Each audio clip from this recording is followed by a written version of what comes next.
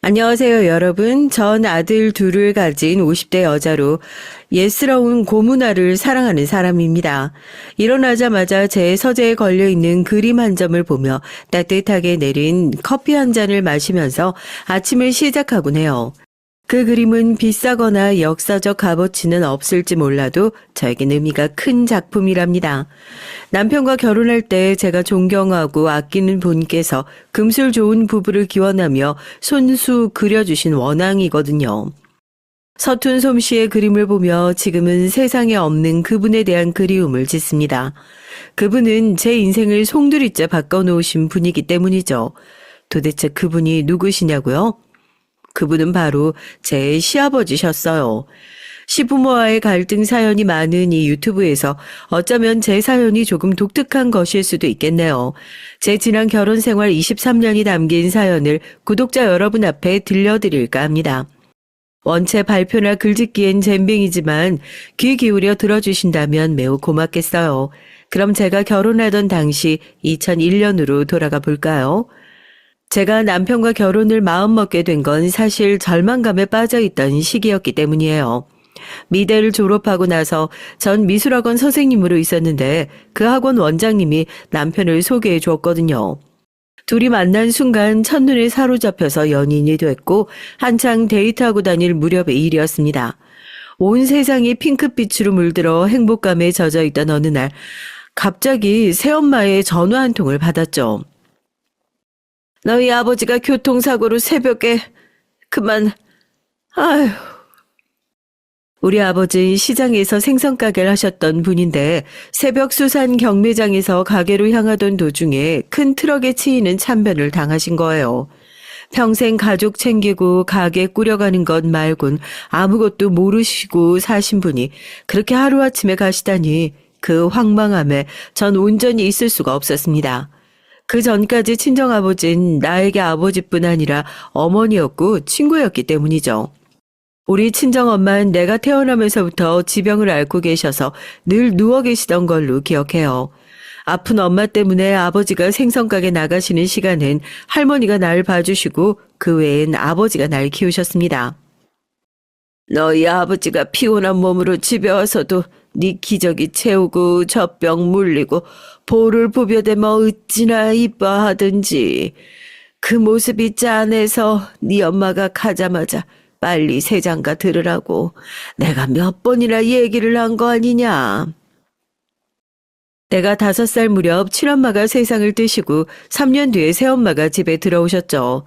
새엄마는 날 학대하거나 비정상적인 사람은 아니었지만 그렇다고 해서 내 친엄마와 같을 수는 없었어요.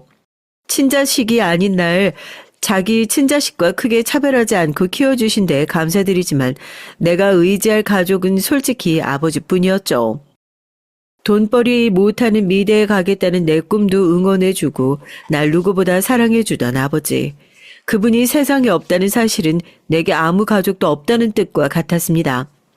아버지의 부재를 그토록 힘들어하는 게 안쓰러웠던지 남편은 갑자기 청혼을 하더라고요. 만난 지 오래된 건 아니었지만 나 역시 남편과 새 가정을 꾸리면 아버지 잃은 상실감을 메울 수 있을 것 같아서 그의 청혼을 승낙했습니다. 결혼을 약속한 뒤 남편의 본가에 인사드리러 갔을 때 시부모님은 나에게 각기 다른 것을 물어보셨고 각기 다른 반응을 하셨어요. 그래, 얼마 전 아버님이 자꾸 하셨다면서 참 안 된 일이구나. 그럼 이제 친정어머님 혼자 계신 거니? 절 낳아주신 어머니는 5살 때 돌아가셨고요. 그 이후 아버지랑 새어머니와 살았습니다. 제가 대학교 가면서부턴 본가에서 나와서 독립해서 혼자 지내고 있었고요. 제 대답이 못마땅하셨는지 시어머니 눈썹 한쪽이 어그러지면서 저에 대한 질문을 멈추셨어요. 네가 미대를 나왔다고? 그래, 어느 쪽을 전공했니? 네? 전 동양화를 전공했습니다. 그래. 시아버지 될 분이 제 세부 전공을 물어보신 것이 이상했거니와 제 대답에 만족스러운 표정을 지으신 것이 더 의아했어요. 어르신들이 듣기에 동양화를 전공해서 미술학원 선생님을 하고 있는 제 조건이 별로 좋으실 것 같지 않았거든요.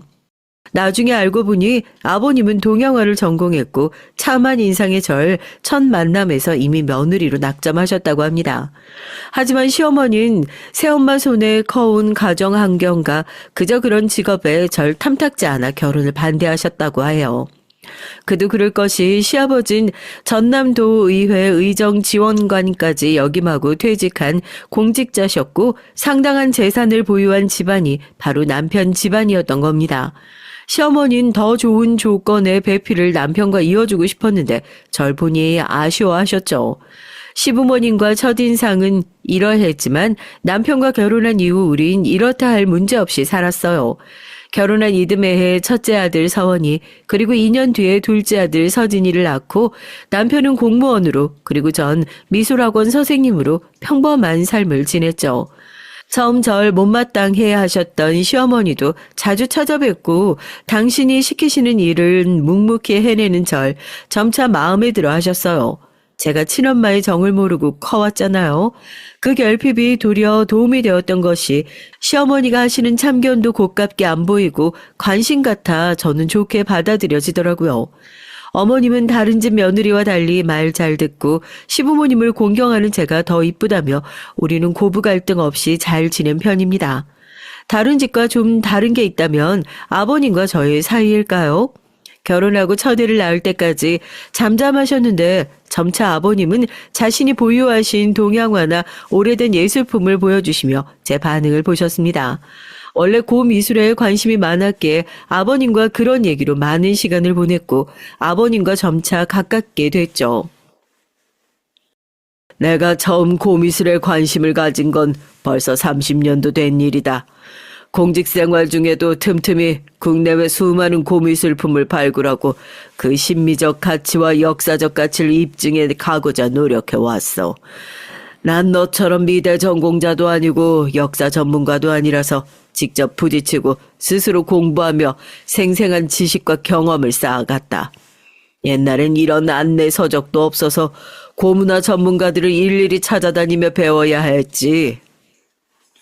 남편의 고조 할아버지 때부터 전남 지역 만석군의 집안으로 부유했는데 시아버지는 물려받은 재산의 많은 부분을 고미술품, 골동품 등을 수집하는 데 써오신 겁니다. 그래서 시댁 식구들은 모두 하나같이 그런 시아버지의 행동을 이해 못하고 싫어했어요. 하지만 저 한 사람만은 아버님의 뜻을 이해하고 같은 관심을 보여주니 시아버지께서 절 남달리 여기셨죠. 애들이 초등학교에 가면서부터 전 학원 일을 그만두고 애들 교육 뒷바라지에 전념했어요. 집에 있다 보니 시아버지는 더욱 절 자주 찾으시고 당신 사무실이며 예술품 경매장이며 데리고 다니면서 이것저것 보여주고 가르쳐 주셨습니다.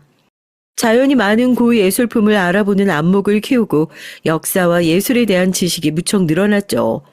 시아버님이 수집한 국내 유물만도 몇천여 점이 넘지만 더 대단하신 점은 본인이 매료된 예술품들을 모으는 데만 그치신 것이 아니라는 점이에요. 자신의 귀한 고미술품들을 여기저기 대여하고 공개함으로써 대중들이 당시의 문학을 이해할 수 있는 기회를 마련하는 일에 힘을 쏟으셨죠.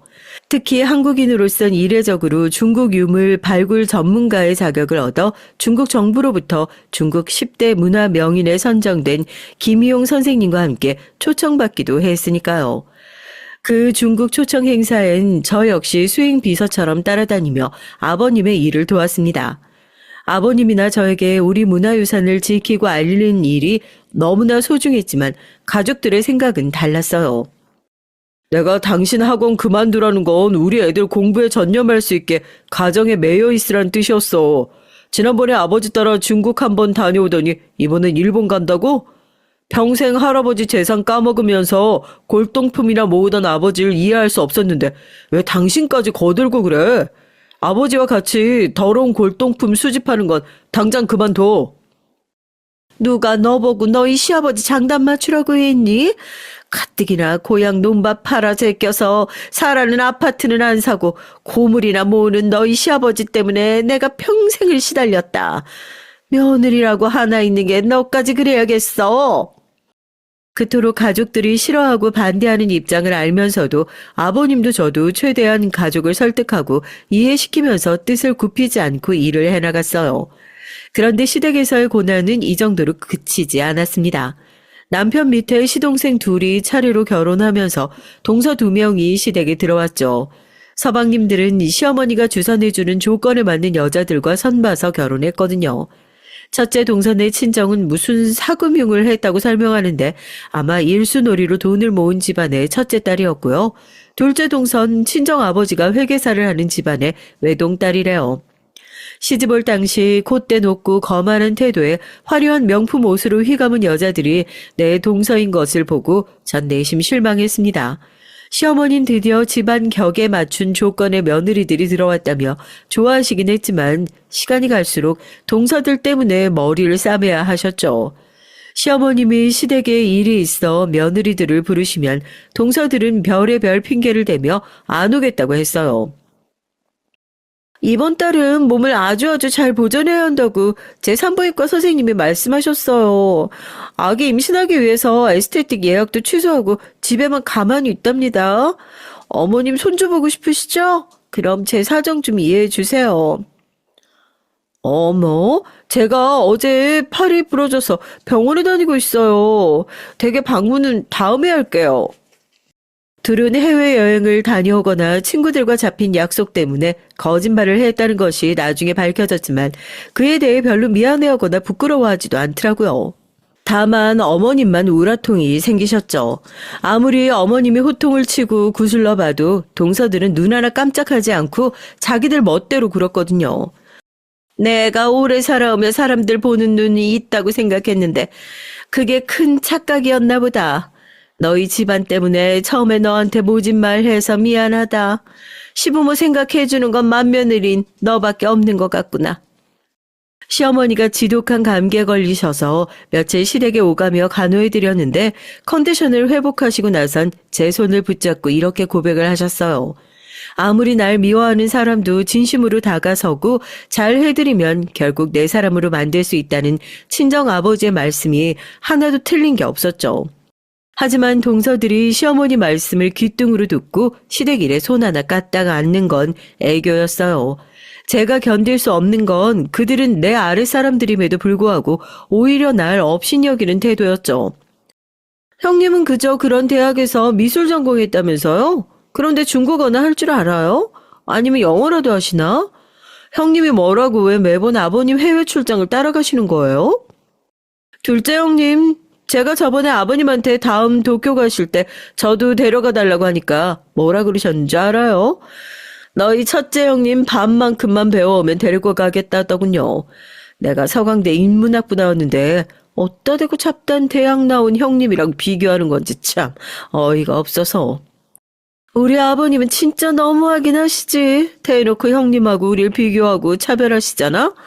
이러시면 나중에 크게 후회하실 거야. 당신 늙어서 자식들 어떻게 나오나 생각하면 우리한테 이렇게 대할 순 없지. 듣자니 동서 무슨 말을 그렇게 하니? 아버님께서 늙고 병들면 서운한 일을 빌미로 모시지 않겠다는 뜻이야? 동서들 학벌이 나보다 좋은 건 나도 알아. 다만 아버님 하시는 일에 7년여를 함께 해왔으니까 그만큼 배우고 오라는 뜻이지. 동서들을 나와 차별하시겠다는 뜻이 아니라. 됐어요. 형님은 아버님 사랑 듬뿍 받는 맏며느리라 우리 심정 같은 거 모르지. 그런데요, 형님이 그렇게 착한 척 아버님 말씀은 내내 하고 따르는 거 다른 속내 있어요? 우리 몰래 아버님 재산을 미리 빼돌린다던가. 뭐라고? 말이 지나치네. 사람을 어떻게 보고서. 아니면 그만이지 교양 떨어지게 갑자기 목소리를 높이세요? 가자 동서. 형님하고는 수준이 안 맞아서 대화가 안 돼. 대화가.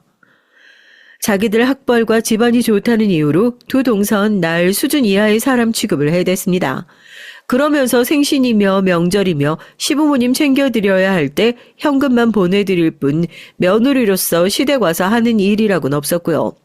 생일상 차려드려 모시고 병원 가 시댁 집안 정리 도와드려 오직 저만 가서 시댁 일하는 며느리였죠. 그렇게 동서들이 날 형님 취급도 안 하다가 제대로 폭발했던 적도 있습니다. 어느 설날 모든 가족이 모여 식사를 하는데 그날 역시 저와 시어머니만 차려놓은 밥상이었죠. 차려진 밥상에 대고 반찬이 짠해 싱겁네 하며 타박하는 동서를 보니까 참지 못하고 한마디 했어요. 동서들, 결혼한 지 3년도 넘었는데 언제쯤 시댁에 와서 며느리답게 상차림이라도 도울래? 밥때 딱 맞춰 와서 연로하신 어머님 차리신 밥만 먹고 쏙 사라지는 거 이제 나 부끄럽지도 않아? 전 젖먹이 아이가 있어서 마음은 있어도 그렇게 못해요. 어머님 이해하시죠? 나 우리 아들 둘 다 낳고 키울 때도 할 도리 다 했어. 아기 핑계 대는 건 아니지. 형님, 오랜만에 가족 모여서 좋은 날 동서들 드자비하면서 꼭 분위기 이렇게 만드셔야 직성이 풀리겠어요? 그런 소린 거두고 여기 우리 남편 식혜나 더 갖다 주세요. 둘째야, 너희 형님이 하는 말이다. 손윗 사람에게 대답하는 태도가 옳지 않구나. 아버님은 첫째 형님만 옳고 예쁘니 저희가 하는 말이 다 그렇게 보이시죠? 아마 우리 시댁처럼 며느리 차별하는 집은 없을 겁니다. 이러시니까 제가 여기 오는 게 더 싫어지는 거라고요. 여보, 나 더 이상 못 있겠어. 나 먼저 갈 테니까 당신은 오든가 말든가. 동선 기분 나쁜 티를 있는 대로 내면서 결국 식사 도중 시댁을 나가버렸어요. 그 상황에서 동서들에게 쓴소리한 저만 괜히 난처해졌죠. 다 제 불찰이네요. 죄송해요, 아버님, 어머님. 제가 첫째 동서에게 따로 좋게 타이를 것을. 당신도 참, 재수 씨 성격 뻔히 알면서 좋은 날 꼭 그렇게 해야겠어. 둘째야, 네가 가서 아내 잘 달래서 데려와. 제가 형님으로서 못할 말 한 것도 아니고 참다 못해 한 소리 한 것이 잘못된 건 아니잖아요. 그런데 상황상 제가 죄인이 되어버리고 만 겁니다. 동생들 잘못이 있건 없건 세 형제끼리 싸움 없이 평화롭게 지내는 모양새가 남편은 중요한 사람이라 이럴 때 절 나무라고 재수 씨들을 두둔하는 거예요. 너무 속이 상했지만 거기서 제가 더 나서봐야 득될 게 없어서 꾹 참았습니다. 여우처럼 동서들 길을 팍 꺾고 형님으로서 기강 잡았으면 좋았겠지만 제가 부족한 탓에 이렇게 동서들에게 이끌리며 참고 살았습니다. 그렇게 해서 시댁 가족끼리 평화롭게 지낼 수 있으면 다행이지 어떻게 내 마음에 맞는 사람만 있겠나 생각하며 넘겼죠. 어느덧 세월이 흘러 20대에 결혼했던 제 나이도 40대 중반에 이르렀고 시부모님은 고령의 연세에 접어드셨어요. 가는 세월도 몸에 놓아도 막지 못하고 시어머님은 고혈압 당뇨의 지병을 갖고 계신데 거기에 폐에 이상이 생기셔서 큰 걱정이었죠. 기침이 심한 어머니를 모시고 좋다는 병원 다니며 치료받고 했지만 어머님은 결국 폐렴으로 세상을 떠나고 말았습니다. 슬픔에 젖어 어머님의 상을 치르는데 정말 어이없는 경우를 겪었어요. 동서들은 장례식 둘째 날에야 나타나서 손님처럼 제가 차려주는 상 받고 먹고 마시기만 하는 겁니다. 동서들은 어머님 장례식을 지키지 않았어요. 자식으로서 할 기본적인 도의를 무시한 거죠. 동서들의 작태에 웬만하면 참아왔던 시아버지도 이번 일만큼은 분을 감추지 못하고 크게 혼내셨습니다. 아무리 너희들이 아나무인 천방지축이로서니 며느리들이 돼서 시어머니 장례식에 어떻게 이제야 나타나? 너희 형님만 시어머니 임종부터 이후 모든 일을 도맡아 했다. 정말 너무하지 않니? 전 장례식 같은 건 다녀보질 않아서 뭐 해야 할지 모른다고요. 그리고 이게 다 아버님이 자초하신 일이세요. 뭐? 내가 뭘 자초했단 말이냐? 저나 형님이나 남편들 사업 말아먹고 도우미 절실할 때 아버님이 어찌 나오셨어요? 아무리 자식이라도 자기 앞길은 스스로 헤쳐야 한다면서 사업자금 빌려달라고 해도 모른 척 하셨잖아요. 결국 저나 둘째 형님 모두 친정에 손 벌려서 남편들 사업자금 구했다고요. 그러니 어머님 장례식이건 뭐건 아버님도 다 혼자 알아서 하셔야죠 뭐. 그러니까 너희 두 며느리 말인즉슨 내가 돈도 안 주는 시아버지니까 너흰 자식으로서 도리 안 하겠다 이 말이냐? 우리가 결혼해서 지금까지 아버님이 뭐 해주신 게 있어야 말이죠. 그 많은 재산 틀어지고 자식 안 주시면 어쩌려고 그러시는지 모르겠네요. 어쨌든 그때부터 저희는 아버님한테 정말 섭섭했습니다. 그러니까 우리한테 뭐 바라거나 요구하지 마세요. 서방님들은 그동안 와인바도 하고 식당도 하고 몇 번인가 하던 가게를 접고 새로 열었다가 했었죠. 그때마다 우리 집에 찾아와서 남편에게 3천만 원 한 번, 1억 한 번 돈도 꺼갔고요. 하지만 그게 벌써 5년도 더 된 일이건만 우리가 빌려준 돈은 함흥차사, 아예 돈을 꺼갔다는 사실조차 서방님들은 지금 부인하고 있습니다. 동생들에게 베풀고 살아온 남편도 그 이후로 더는 돈을 빌려줄 수 없다고 하니 적반하장으로 서방님들은 화만 내고 돌아갔어요. 아마 사업 자금이 필요할 때마다 시부모님께 찾아와 똑같이 굴었을 테지만 아버님이 그런 못난 자식들에게 돈을 주실 분은 아니었어요. 이에 동서들은 앙심을 품고 시어머니 아프시다 할 때 병원비는커녕 하나 도와주지도 않고 장례식조차 손님처럼 온 게 당당하다 이겁니다. 이게 도대체 배운 사람들이 할 짓이냐고요. 이런 걸 보면 학벌이니 집안 보고 사람 판별하는 게 얼마나 무의미한 건가 싶어요. 어쨌거나 어머님 장례식은 잘 치르고 49제까지 마쳤지만 어머님이 떠나고 난 뒤 시아버진 부쩍 힘들어 보이셨어요.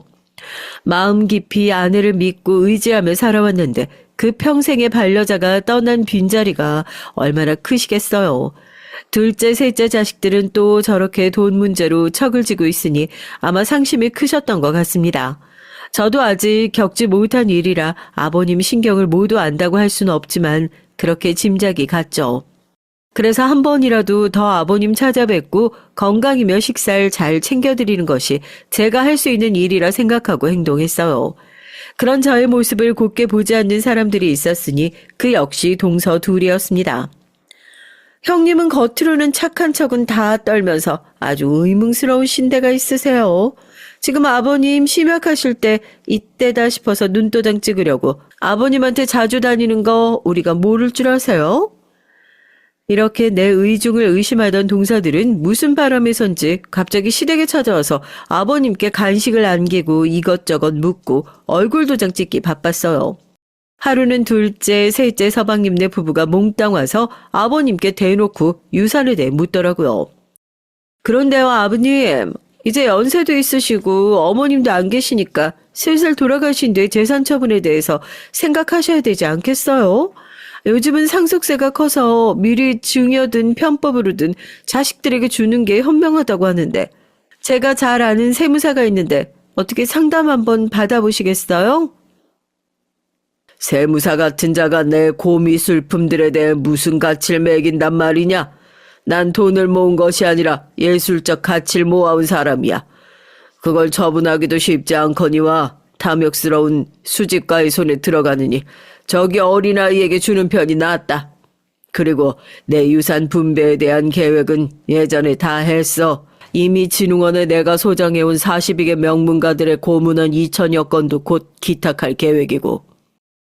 그런 말씀 마세요. 그게 다 아버지 혼자의 것이에요. 우리 집안 가치고 재산인데 남들에게 준다니. 그럼 뭐 자식들은 뭐 꺼다 놓은 보릿자루란 말입니까? 아버님이 좋은 뜻으로 기부해봐야 세상 누가 알아주나요? 그보다 우리 자식들의 사정도 귀 기울여 주세요. 남편은 하는 사업마다 족족 말아먹어서 우리의 학원비도 못 낼 판국이라고요. 다른 집은 철마다 가는 해외여행, 우린 1년에 한 번밖에 못 가는 걸. 우리 부부를 제외한 다른 자식들의 원성이 자자해서 시아버지의 생전 뜻을 이루지 못할 위기에 처했어요. 심지어 협박까지 하고 나선 사람도 있었다니까요. 이제 어머님도 안 계신 마당에 아버님 곁에 누가 있나요? 자식들밖에 더 있습니까? 아버님 지난번에 쓰러지셨을 때 만약 자식 없었다면 갖고 계신 귀중한 물건들 10,000개가 있어도 다 소용없었습니다.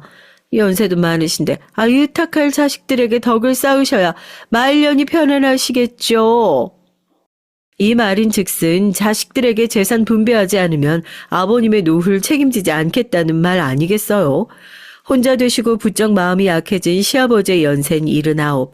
자식들의 반대를 꺾어내긴 쉽지 않으셨던 듯 마음에 고심하는 바가 크셨습니다. 서원애미야, 너도 너희 동생들이랑 같은 생각이냐? 물가도 올랐고 애 키우고 사는 현실이 요즘 녹록지 않아서 다들 본심과 달리 말하는 걸 거예요. 자식들에게 많이 실망하셨어요? 실망보단 내가 자식을 그 정도로 키웠구나 싶었지. 나도 내 생각만 밀어붙일 고집은 이제 없구나. 나이가 들은 모양인지 갈 때가 돼선지. 그런 말씀 마시고 이 호두전과 한번 드셔보세요. 입맛이 확 돌고 기분 좋아지실 거예요. 아버님 재산이 몇백억이든 몇천억이든 그건 시아버지께서 평생에 걸쳐 피땀 흘려 모은 것이잖아요. 그 처분에 대해 자식이랍시고 이러세요 저러세요 말 붙이기가 저는 참 어렵더라고요. 그저 아버님이 이해한다고 응원한다는 마음으로 조용히 곁을 지켜드렸습니다. 그게 제가 할 수 있는 효도라 생각했거든요. 시아버지께 버릇없이 나오는 동서들 앞에서 내가 나서서 교통정리하고 싶은 적도 있었죠. 그렇지만 그녀들이 시집 온 지 얼마 후부터 결코 내가 감당할 수 없는 사람임을 과시했습니다.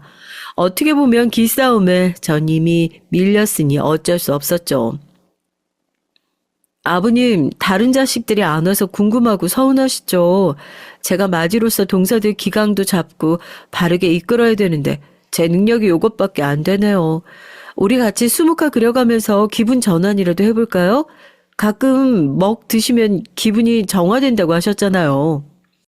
하지만 제 노력과 달리 아버님은 점차 말이 어눌해지고 식사하실 때 젓가락도 자꾸 놓치고 인지 능력이 떨어지셨어요.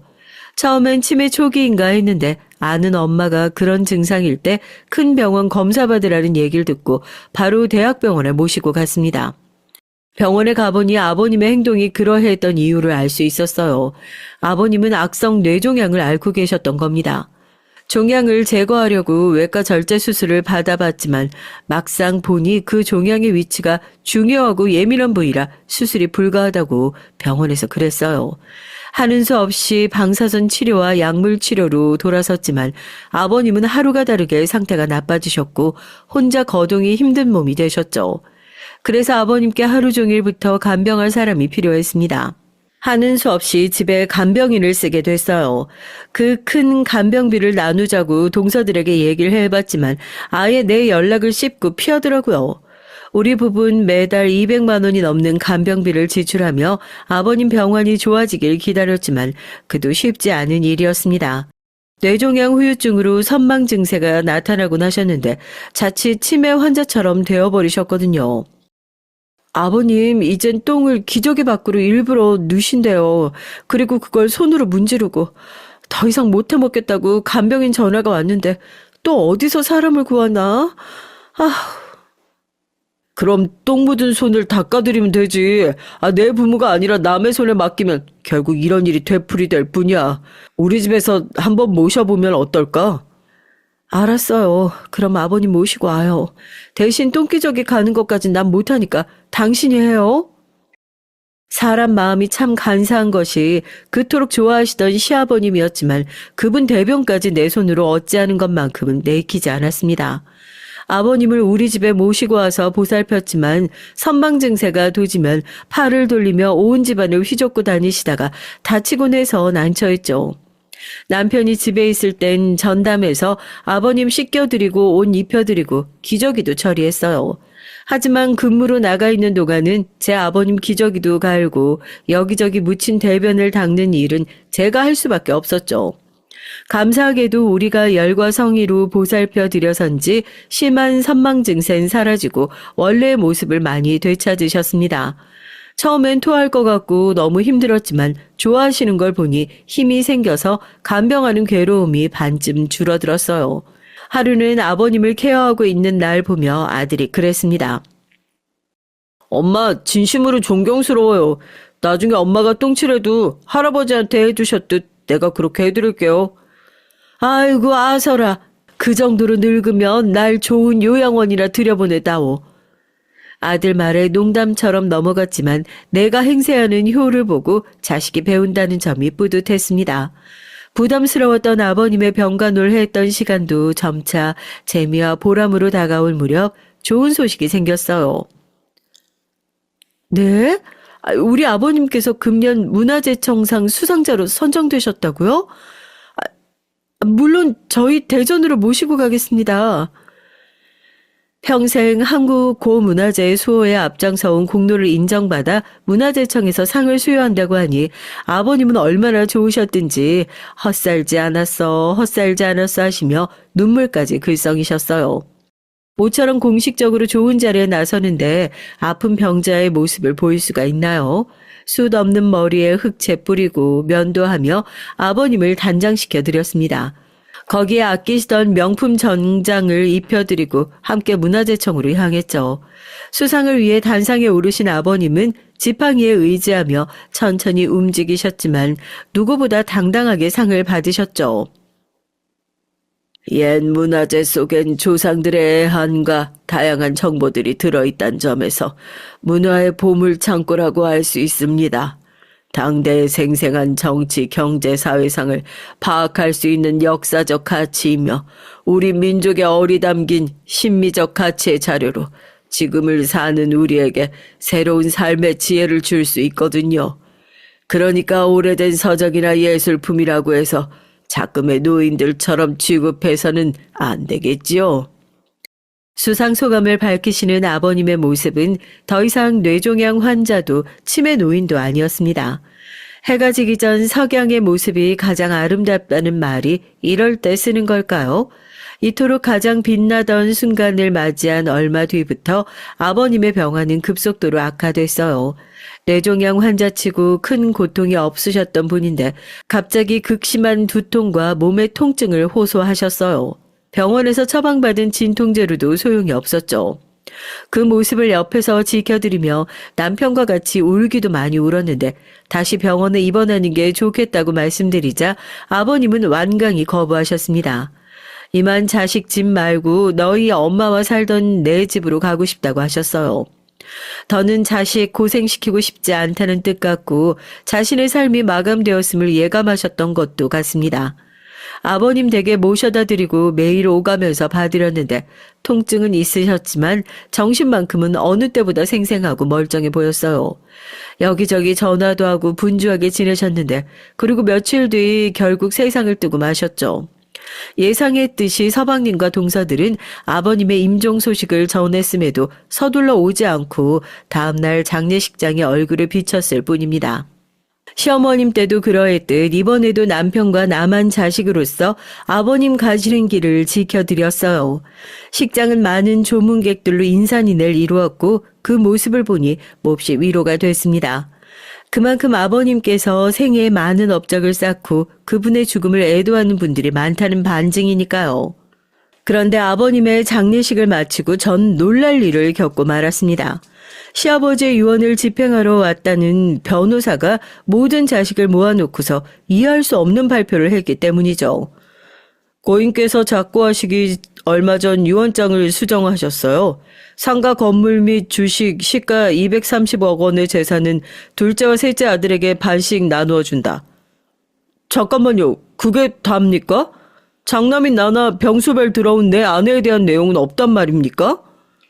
장남 몫은 없으시고 첫째 며느님께 이 열쇠 하나 남기셨네요. 자택의 창고 열쇠라고 들었습니다만. 정말이지 뜻밖의 일이었어요. 자신을 평생 떠받들어온 우리 부부에게 한 푼도 남기지 않고 자식이 된 도리 하나 안 한 서방님 동서들에게 모든 재산을 주시다니요. 약간 현기증이 일었고 동서들의 비웃는 소리에 진절머리가 나서 곧바로 그 자리에서 나왔습니다. 며칠 동안 곱씹으며 아버님의 의중을 살피려 했지만 도저히 이해할 수가 없었어요. 돈을 벌어서가 아니라 제 정성과 노력을 알아주시지 않는 아버님에 대한 의아함이 컸고요. 저도 저지만 남편은 분통을 터뜨리며 아버님을 원망했습니다. 그렇게 며칠이 지나고 어쩐 일로 동서들이 우리 집에 찾아왔어요. 욕심 많은 동서들은 대부분의 유산을 이미 차지했음에도 아버님이 내내 남기신 그 창고가 궁금했던 모양이에요. 그래도 아버님께서 형님한테 창고 맡기셨다면서요? 그거 언제 열어보실 거예요? 거기 뭐가 들었는지 우리도 같이 가서 봅시다.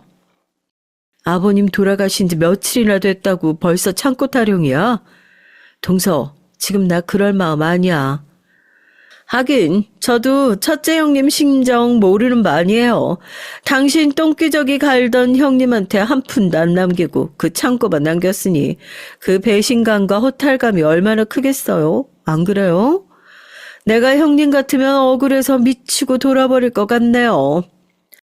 그렇게 청승맞게 있지 말고 아버님 유품 정리할 겸 시댁 가서 그 창고나 가봅시다. 자, 어서 열쇠 챙겨서 앞장서 보세요.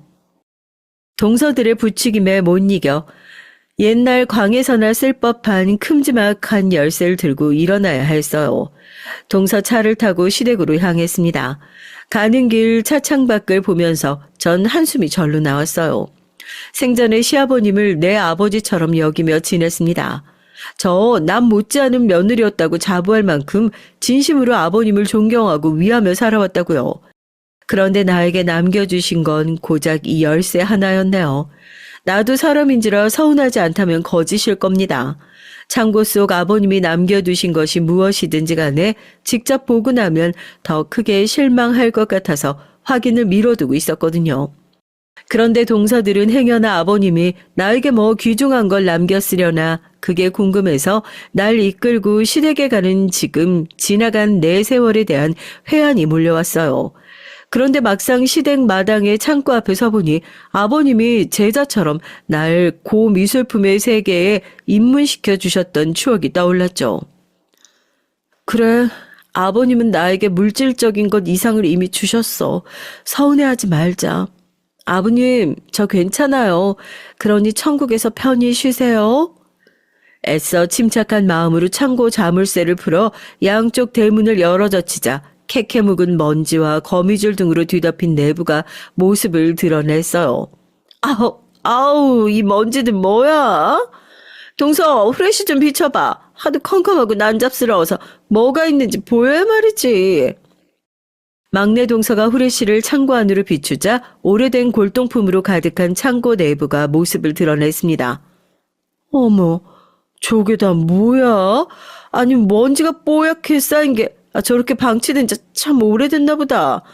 아무래도 아버님께서 당신 폐품 처리를 형님에게 맡기고 가신 모양이네요. 동서들은 창고 속에 쓰레기처럼 보이는 것들을 확인하곤 결국 비웃음을 참지 못하고 내 앞에서 키득거렸습니다. 그러게, 아버님도 참 너무하시지. 형님이 당신한테 어떻게 대하셨는데 우리 천사 같은 형님한테 쓰레기 처리를 맡겼담. 우린 선약이 있어서 이만 가볼게요, 형님. 그리고 혹시나 싶어서 당부하는데 아버님께서 저희한테 주신 재산 괜히 유리분 소송이나 그럴 생각 하신 건 아니죠? 우리 집안 명예가 있고 형님도 천사 표인 척 살아온 세월이 얼만데 그런 지저분한 짓을 벌일 리 없으시라 믿습니다. 그럼 저희 갈게요. 깔깔대던 동서들이 떠나고 난 뒤 그 자리에서 전 한참 동안 망부석처럼 서 있었어요. 아버님이 남긴 폐품 때문에 어이가 없어서냐고요? 아니면 배신감 때문에 화가 나서냐고요? 여러분, 시아버님은 역시 저의 기대를 저버릴 분이 아니었던 것을 아셔야 돼요. 일반 기준엔 더럽게 쌓여있는 그 물건들이 고작 쓰레기나 고철 정도로 보일지 모르죠. 하지만 아버님을 따라 경매장도 다니고 골동품을 다뤄왔던 전 알 수 있습니다. 창고 속에 어마어마한 가치의 유물과 예술품들이 아무렇게나 놓여 있었던 것이었어요. 저에겐 그곳이 흡사 보물섬과 같이 보였습니다. 찬찬히 안을 둘러보며 유물들을 정리하다 보니 하나씩 옛 기억이 떠올랐죠. 이건 10년 전 중국에까지 건너가서 아버님이 구해온 중국 고대 황실의 먹이잖아. 이건 소더비에서 120만 달러에 낙찰받은 춘추 전국시대의 칠기. 무한 송시열 선생의 친필 유묵부터 각종 고문서가 책장 한가득 있는 걸 비롯해서 국내는 물론 중국의 유물까지 무려 5천여 점의 높은 가치의 유물들이 모두 거기에 있었어요. 20년을 아버님 따라다녔지만 이토록 귀한 것들만 모아놓은 건 정녕 처음 본 것이었죠. 이후 소식을 들은 유수의 자산가들이 나에게 연락을 해왔습니다. 물론 이름 석자만 되면 여러분도 알만한 기업가는 물론 중국과 일본, 사우디아라비아의 명망가에서 내가 갖고 있는 유물을 사고 싶다고 러브콜을 보냈어요. 나 혼자 감당할 수 있을 수준을 넘었기에 아버님을 통해 알게 된 이 분야의 전문가 몇 분과 함께 정리하기 시작했습니다. 어떤 예술품은 섣불리 개인에게 팔아버리면 문화재 유출이 되어버리기 때문에 막중한 책임감을 갖고 임해야 하는 일이었죠. 역사적, 예술적으로 값을 매기기 어려운 귀중한 유물은 한국에서 보유할 수 있도록 믿을 만한 문화재단의 기탁을 알아봤고요. 우리나라 문화재를 담당하는 정부 조직인 문화재청에 아버님 이름으로 기탁이 필요한 유물을 알려달라고 신고를 했고요. 고미술품 및 고대 유물 발굴로 국내는 물론 해외에서 인정받은 시아버지의 이름을 대자 많은 기관과 사람들이 도움을 보태줬습니다. 그런데 제가 이러는 동안 다른 형제들은 가만히 있었냐고요? 물론 그렇지 않았죠. 230억이나 되는 재산을 나눠 갖고도 가장 값비싼 유물들이 나에게 왔다는 소식을 듣고 득달같이 찾아오더라고요. 역시 형님이나 아버님이라 믿을 수가 없네요. 어떻게 그렇게 우리 뒤통수를 치세요? 그 창고에 보물들이 있었다면 우리한테 얘기하고 함께 상의해서 처리를 해야지. 무슨 권리로 형님이 독점하시는 거죠? 그러게 아주 사람이 보물 앞에서 인성이 뒤집히는 모양이에요. 우리 앞에서는 불쌍한 척하더니 뒤로는 아버님이랑 사바사바해서 제일 비싼 걸 혼자 꿀꺽. 당장 우리 목 내놓으시죠. 자기들 그때 나랑 같이 창고에 갔었지? 그런데 나에게 비웃음을 남기고 알아서 잘 처리하라고 말하고 떠났잖아. 그러니까 난 자기들에게 숨긴 것도 없고 아버님 역시 자기들을 배제한 것도 아니야. 그 가치를 알아보지 못한 자기들의 동태 같은 눈깔이 탓이라고. 와, 순박하던 형님이 돈 앞에서 이렇게 변할 수가 있나? 그 보물들 가졌다고 이제 막 나오시겠다? 좋아요. 그럼 우리끼리 형님한테 유리분 소송 들어갈 거예요. 어디 마음껏 해봐. 사람들이 양심이 있어야지. 230억은 어쩌고 나한테 와서 생떼야 생떼가. 아버님이 평생 모으고 아낀 고미술품은 자기들 생각처럼 아무한테나 팔아 넘기는 것들이 아니라고. 최대한 옳은 장소에 전시되고 소장되어야 할 것들이라고. 동서들이 이러니 아버님이 나한테 그 모들 맡긴 거 아니겠어? 그러자 갑자기 막내 동서가 자리에 털썩 주저앉아 울먹이며 말했습니다. 230억이요? 그거 허울일 뿐 물거품처럼 사라졌어요. 그런데 그 건물은 아버님이 공사대금도 다 내지 않아서 유치권이 걸려 있어요. 건설업체에서 빨간 글씨 현수막 붙이고 대문에 쇠사슬 못 들어오게 막아놔서 거기에 세입자도 못 받고 그냥 갖고만 있다고요. 공사대금이 무려 50억이라는데 어떻게 마련해요? 그럼 주식이나 다른 현금으로 그거 내주면 될 거 아니야. 일이 그렇게 간단하지가 않더라고요. 아버님이 남겨놓은 주식은 몇 달째 하한가를 치더니 결국 상장 폐지 위기에 놓였어요. 처음엔 100억씩 재산이 생기는 줄 알았는데 건물도 내 맘대로 임대 못 나, 처분도 안 돼. 거기에 상속세랑 보유세 나가지. 현금화하려고 한 주식은 휴지 조각 돼버렸지. 이거 아무래도 아버님께서 우리 엿먹이려고 작정하신 게 아닌가 싶네요. 맞아요, 맞아. 그렇지 않고서는 어쩜 일이 이렇게 어이없게 흘러간다? 그러니까 첫째 형님이 받으신 걸 우리랑 똑같이 나눠야 한다고요. 사정 들으니까 딱하긴 한데 그것도 다 자기들이 헤쳐나가면 풀 수 있는 일 같네. 현금만으로도 몇십억 남기셨는데 왜 그건 쏙 빼고? 그건 이미 거의 써버렸죠. 집 사고 차 사고 해외여행 다니고 와서 보니까 건물이랑 주식이 저렇게 돼버린 걸 알아차렸다고요. 애초에 자기들은 100억의 재산을 소유할 그릇이 못 되니까 있던 복이 달아나고 잡혀있던 돈도 사라지는 거야. 난 지금 아버님 유물들을 관리하고 기증하느라 정신없으니까 그만 엄살 떨고 다들 가봐. 예정 있어서 이번은 약속 없이 와도 얼굴 봐준 건데 다음부턴 아마 문 앞에 비서와 경호실장이 자기들 들어오지 못하게 할 테니까 그렇게 알고. 아니, 가족이었던 우릴 문전박대하시겠다는 거예요? 형님, 그러시는 거 아니에요. 올챙이적 시절 생각해야지. 이제 신세 폈다고 사람이 이렇게 야박해지는 겁니까? 자기들이 언제 내 가족같이 굴었다는 소리야? 날 멍청이 취급이나 하고 똑똑한 척은 자기들이 다 하고선. 아버님 병수발할 때 한 번이라도 도와줘 봤어? 하다못해 우리 애들 입학할 때 가방이라도 한 번 사줘 봤어? 아버님과 남편 생각해서 그나마 자기들 봐주고 산 거야. 앞으로는 얄짤 없으니까 그림자도 얼씬하지 말라고. 최비서, 손님들 얘기 끝났으니까 다 모시고 가요. 끝까지 동서들은 생떼 쓰고 돈을 내놓으라고 했지만 경호원들에게 끌려 길가에 내쳐지고 말았습니다. 그 이후 그들은 나와 남편에게 연락하고 찾아오려 했지만 번번이 차단당하고 경호원들에게 제지를 당했죠. 그 이후 동서나 서방님들과는 절연한 채 살고 있어요.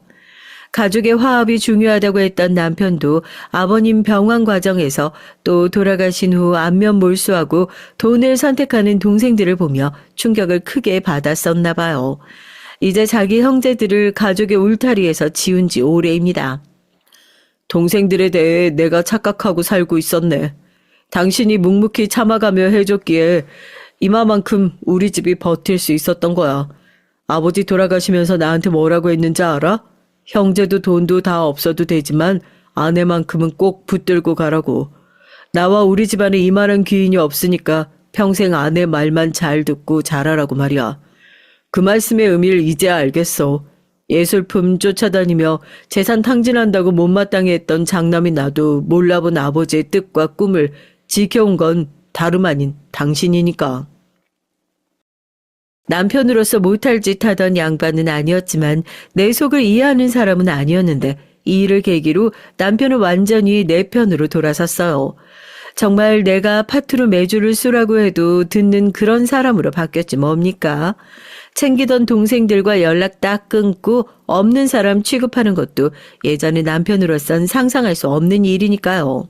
몇 년의 세월을 거쳐 전 지금 아버님의 유산으로 문화재단을 설립해서 운영하고 있습니다. 현재 전시관 하나를 건립하는 중인데 한국문화재청이나 다른 박물관에 기증한 것 외에 유물은 이 전시관에서 보관할 예정이에요. 재단 운영이며 전시관 세우려면 돈이 많이 들 텐데 어디서 났느냐고요? 아버님 유물의 가치를 잘 알고 그에 걸맞게 관리해 줄 만한 분들을 엄선해서 몇 점은 팔았거든요. 해외로 유출되어도 괜찮은 몇 점의 고문서는 크리스티 나겔 경매장에서 거액으로 낙찰됐고요.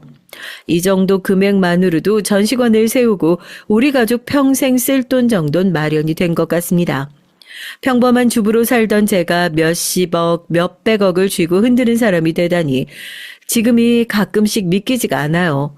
그런데요, 제가 초심 잃고 문화재를 돈으로 보게 될 때 시아버지께서 입버릇처럼 하시던 말씀을 되새기곤 합니다. 내가 목숨보다 소중한 컬렉션을 왜 집이나 사무실에 그저 내비두는지 아느냐? 이걸 금고에 모시기 시작하는 순간 난 문화재를 돈으로 보게 되기 때문이다. 가치 있는 예술품은 경제적으로 여유 있는 소수의 전유물이 될 수도 없고 되어서도 안 돼. 평범한 사람들도 내 집 거실에 걸 수 있는 그런 문화의 시대가 올 것이야. 얼마 전 반가운 한 분이 절 찾아오셨어요. 시아버지가 공직 생활을 할 때부터 부하 직원이었는데 문화재 관련해서 많은 도움을 주었던 분입니다. 지금은 고향에서 부군수를 역임하고 있는 공직자이시기도 하고요. 원장님이 작고하신 지도 벌써 5해나 지났고 최근 제 꿈에 나타나서 산소에 들렀다가 며느님하고 차 한잔하러 왔습니다. 아, 그러셨어요? 귀한 걸음 해주셔서 정말 감사해요. 아버님 가시고 경황 없을 때 부군수님 도움 많이 받아서 지금 전시관도 재단도 잘 운영하고 있어요. 생전에 원장님이 자기 뜻을 이어줄 사람을 맏며느리밖에 없다고 몇 번이나 말씀하셨죠. 그땐 장남도 아니고 며느리가 하고 의아했지만 지금 보니 다 맞는 말씀이었네요. 정말 잘하고 계십니다. 그거 아십니까? 뇌종양 선고받고 얼마 뒤 저한테 갑자기 전화하셔서 부탁 하나를 하셨어요. 사무실과 여러 곳에 흩어진 자신의 컬렉션을 자택 창고에 넣어달라고요. 소중하게 하나하나 패킹할 필요 없이 파손되지만 않게 대충 넣어서 달라는 독특한 말씀이셨죠. 아, 그래서 그 모든 문화재가 저도 모르게 창고에 모여 있었던 거군요. 뇌종양으로 판단이 잘못되신 거 아닌가 하면서도 말씀 믿고 모아서 그때 자택 창고에 넣어드렸죠. 자신 손으로 겨우 열쇠 잠그시군 그제야 모든 일을 다 마무리했다고 한숨을 쉬셨네요. 선망과 온전한 정신 오가시면서도 원장님은 소중한 것들 지키고자 아마 그렇게 애쓰신 것 아닌가 싶습니다. 아버님 기력이 없어서 죽도 넘길까 말까 했던 시기에 그런 일까지 하셨다는 생각에 울컥했어요. 훌쩍이는 절 보며 부군수님은 얘기를 이어갔습니다. 재미있는 일 하나 알려드릴까요? 원장님 떠나시고 1년쯤 지났을까요? 둘째, 셋째 며느님들이 절 찾아왔습니다. 이쪽 계통에 아는 사람이 없어서 그나마 안면이 있던 나에게 온 것인데 원장님이 자택에 지니셨던 미술품 몇 개를 갖고 왔더라고요. 부군수님, 이것들 아버님 서재랑 방에 있던 미술품이죠? 형님이 가진 것보다 얘네가 더 좋아 보이는데 어떻게 사시겠어요? 저는 감정가가 아니라서 값을 매기지 않습니다. 그리고 원장님 컬렉션이라는 보증도 없고 이렇게 갑자기 살 수는 없죠. 우리가 시댁에서 보이는 건 다 떼가지고 온 거예요.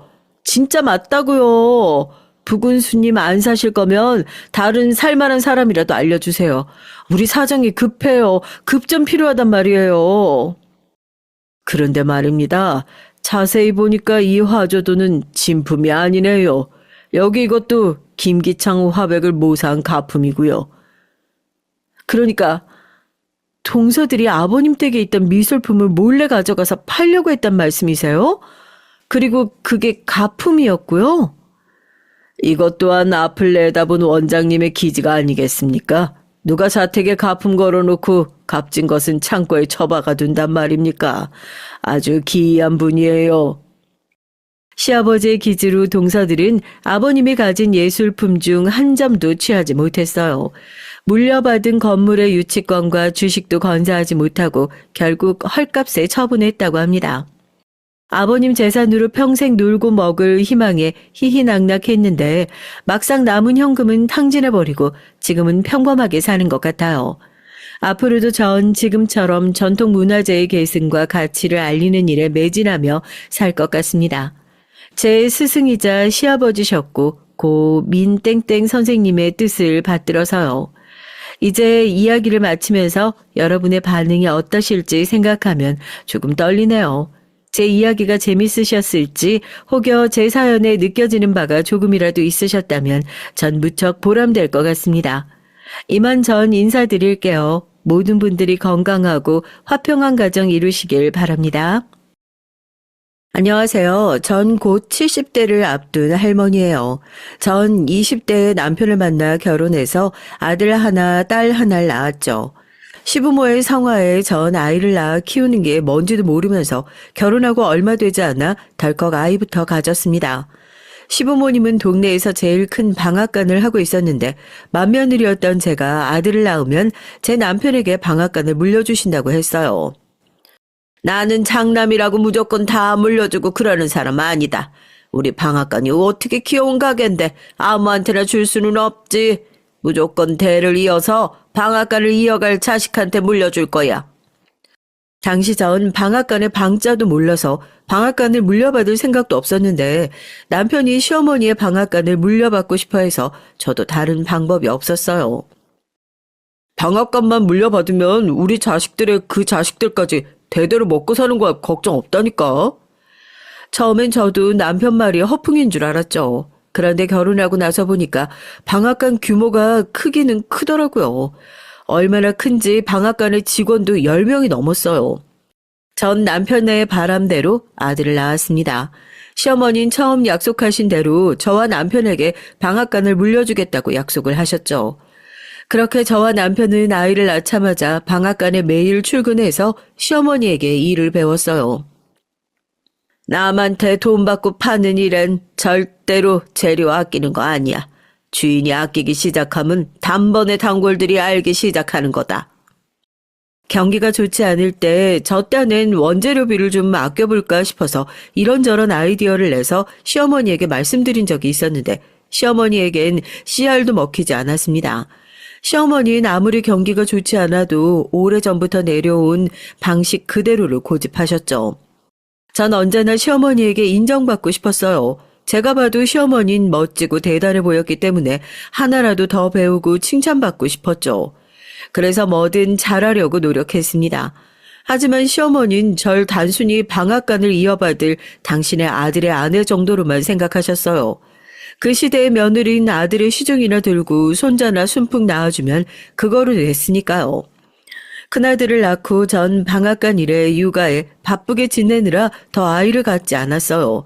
전 가족들이 그렇게 바라던 아들을 하나 낳았으니 제가 며느리로서 할 도리는 끝이 났다고 생각했죠. 전 아들 하나 잘 키우면서 방앗간 일이나 열심히 해야지 싶었거든요. 그런데 시어머니의 생각은 그렇지 않았습니다. 우리 장남 아직 젊고 건강한데 어찌 아들 하나 덜렁 낳고 둘째 낳을 생각을 안 하니? 후딱 나이 들기 전에 둘은 더 낳아야지. 그때 첫째 아들 나이가 벌써 4살이었고 남편 나이가 30이 넘었어요. 저도 마찬가지고요. 나이도 나이였지만 사실 가장 큰 이유는 저에게 영 아이 키우는 게 적성에 맞지 않는다는 겁니다. 매일 똑같이 먹이고 재우고 입히는 일이 저에겐 힘만 들고 맞지 않았어요. 그래서 더 아이를 낳고 싶지 않았습니다. 하지만 어디 그 시대에 제 맘대로 할 수 있는 게 있겠어요. 부모님 말씀 잘 듣기로 유명한 남편이 가만히 있을 리가 없었죠. 남편은 시어머니 말처럼 매일 밤 아들 하나만 더 낳자고 졸랐습니다. 사실 처음엔 남편이 아무리 졸라도 아이를 낳을 생각이 없었어요. 그래서 남편에게도 싫다고 얘기를 했죠. 전 아이를 키우는 것보다 방앗간 일이 더 재밌고 저에게 자식은 아들 하나면 충분하다고요. 그런데 며칠 뒤 전 방앗간 일을 하다 말고 시어머니에게 불려갔습니다.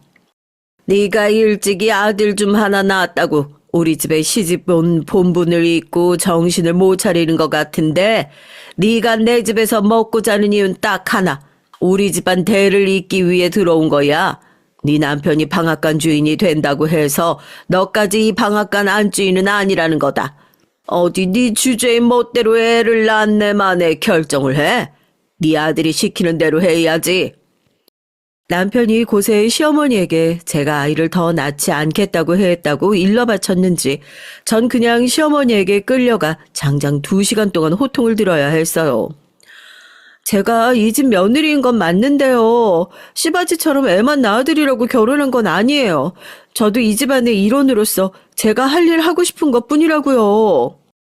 듣다 저도 억울하고 속상해서 결혼하고 처음으로 시어머니에게 말대꾸라는 걸 했죠.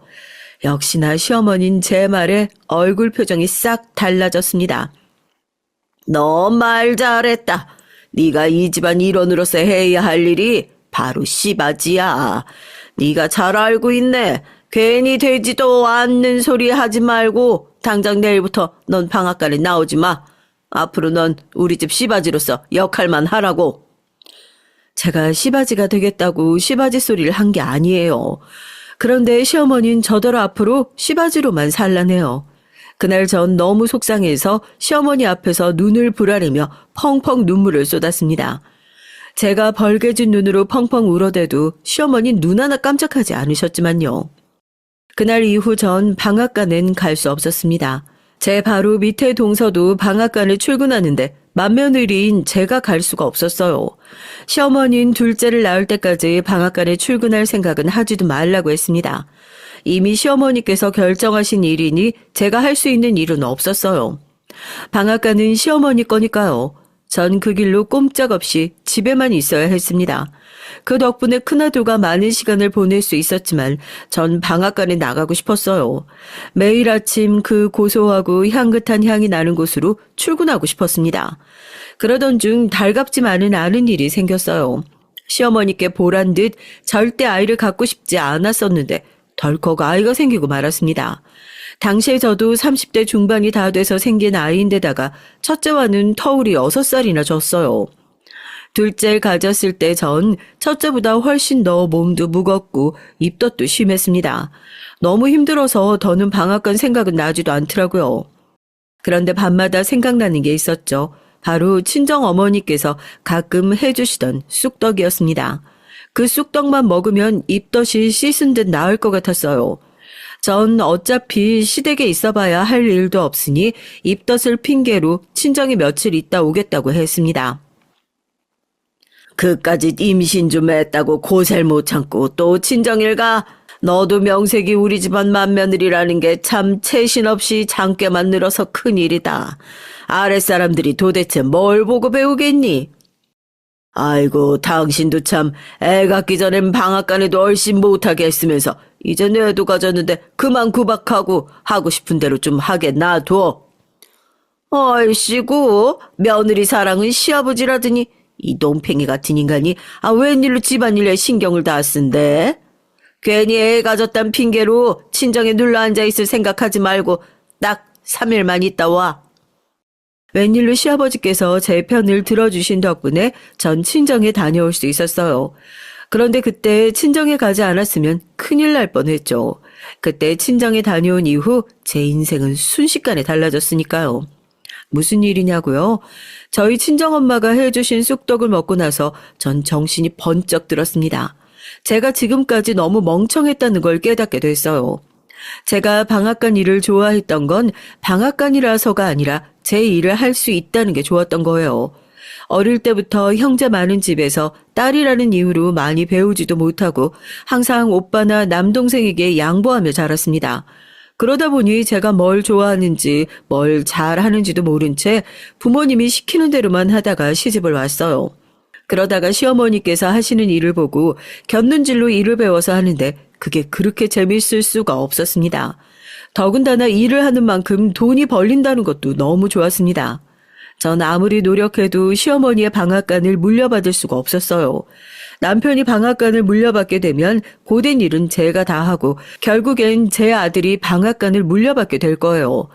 저에겐 기회조차 올리 없었죠. 그 생각이 들기 시작하니 전 왜 지금까지 바보처럼 시어머니의 방앗간만 생각하고 살았을까 싶었습니다. 스스로 제가 할 수 있는 일을 생각해내면 되는데 말이죠. 전 시어머니만큼은 아니어도 비슷하긴 될 수 있다는 생각이 들었어요. 전 그 길로 친정어머니께 떡을 만드는 일을 배웠습니다. 우리 엄마가 만든 떡이라서가 아니라 누가 뭐래도 친정엄마표 떡은 웬만한 떡집에서 파는 떡보다 맛있었거든요. 친정엄마도 20살에 종갓집 맏며느리로 시집와서 1년에 12번씩 40년 넘게 웬만한 떡집만큼 떡을 뽑았거든요.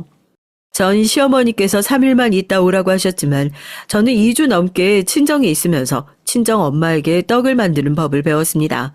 딱 2주째가 되던 날 남편이 절 데리러 왔어요. 3일만 있다 온다던 사람이 되지도 않을 핑계를 대면서 집에 오질 않으면 어떡해. 어머니 화 많이 나셨으니까 빨리 짐부터 싸. 내가 우리 집 왔다가 간다는데 혼나고 말고 할 게 뭐 있어? 내가 애야? 이 여자가 늦지막에 임신하더니만 뭘 잘못 먹었나? 도대체 왜 이래? 빨리 일어나서 짐 안 싸? 전 남편의 성화를 이기지 못하고 결국 2주 만에 시댁에 돌아와야 했어요. 전 시댁에 돌아와서도 곧바로 집에서 혼자 떡을 만들며 공부를 했습니다. 생각보다 떡 만드는 게 재밌고 적성에 맞더라고요. 그리고 시간만 나면 아들과 친정엄마를 모시고 여기저기 유명한 떡집을 찾아다녔죠. 그러면서 유명한 떡집이 왜 유명해질 수 있었는지 연구했습니다. 사실 전 어릴 때부터 엄마의 사랑을 많이 받진 못했어요. 그 시대 사람들이라면 다들 비슷하겠지만 저도 3남매 중 둘째인데다 위로는 오빠, 아래로는 남동생이 중간에 치여서 많은 관심을 받지 못했죠. 큰아들을 데리고 엄마와 여기저기 떡집을 다니던 그때가 그래도 제 인생을 통틀어 친정엄마와 제일 가깝게 지낼 수 있는 시기였어요. 전 떡을 핑계로 엄마를 자주 만나면서 언젠가 친정엄마와 함께 떡집을 차리고 싶었습니다. 그러던 중 생각지도 못한 일이 생겼어요. 저희 어머니가 돌아가시고 말았습니다. 며칠 전부터 소화가 안 되고 머리가 아프다고 하셔서 병원에 가자고 그렇게 말을 했는데 어머니는 소화제 먹으면 된다고 고집을 피우시더라고요. 그리고 며칠 뒤 오빠에게 연락이 왔는데 엄마가 갑자기 쓰러지셔서 새벽에 응급실에 갔다고 하더라고요. 그런데 의사 말이 충격적이었습니다.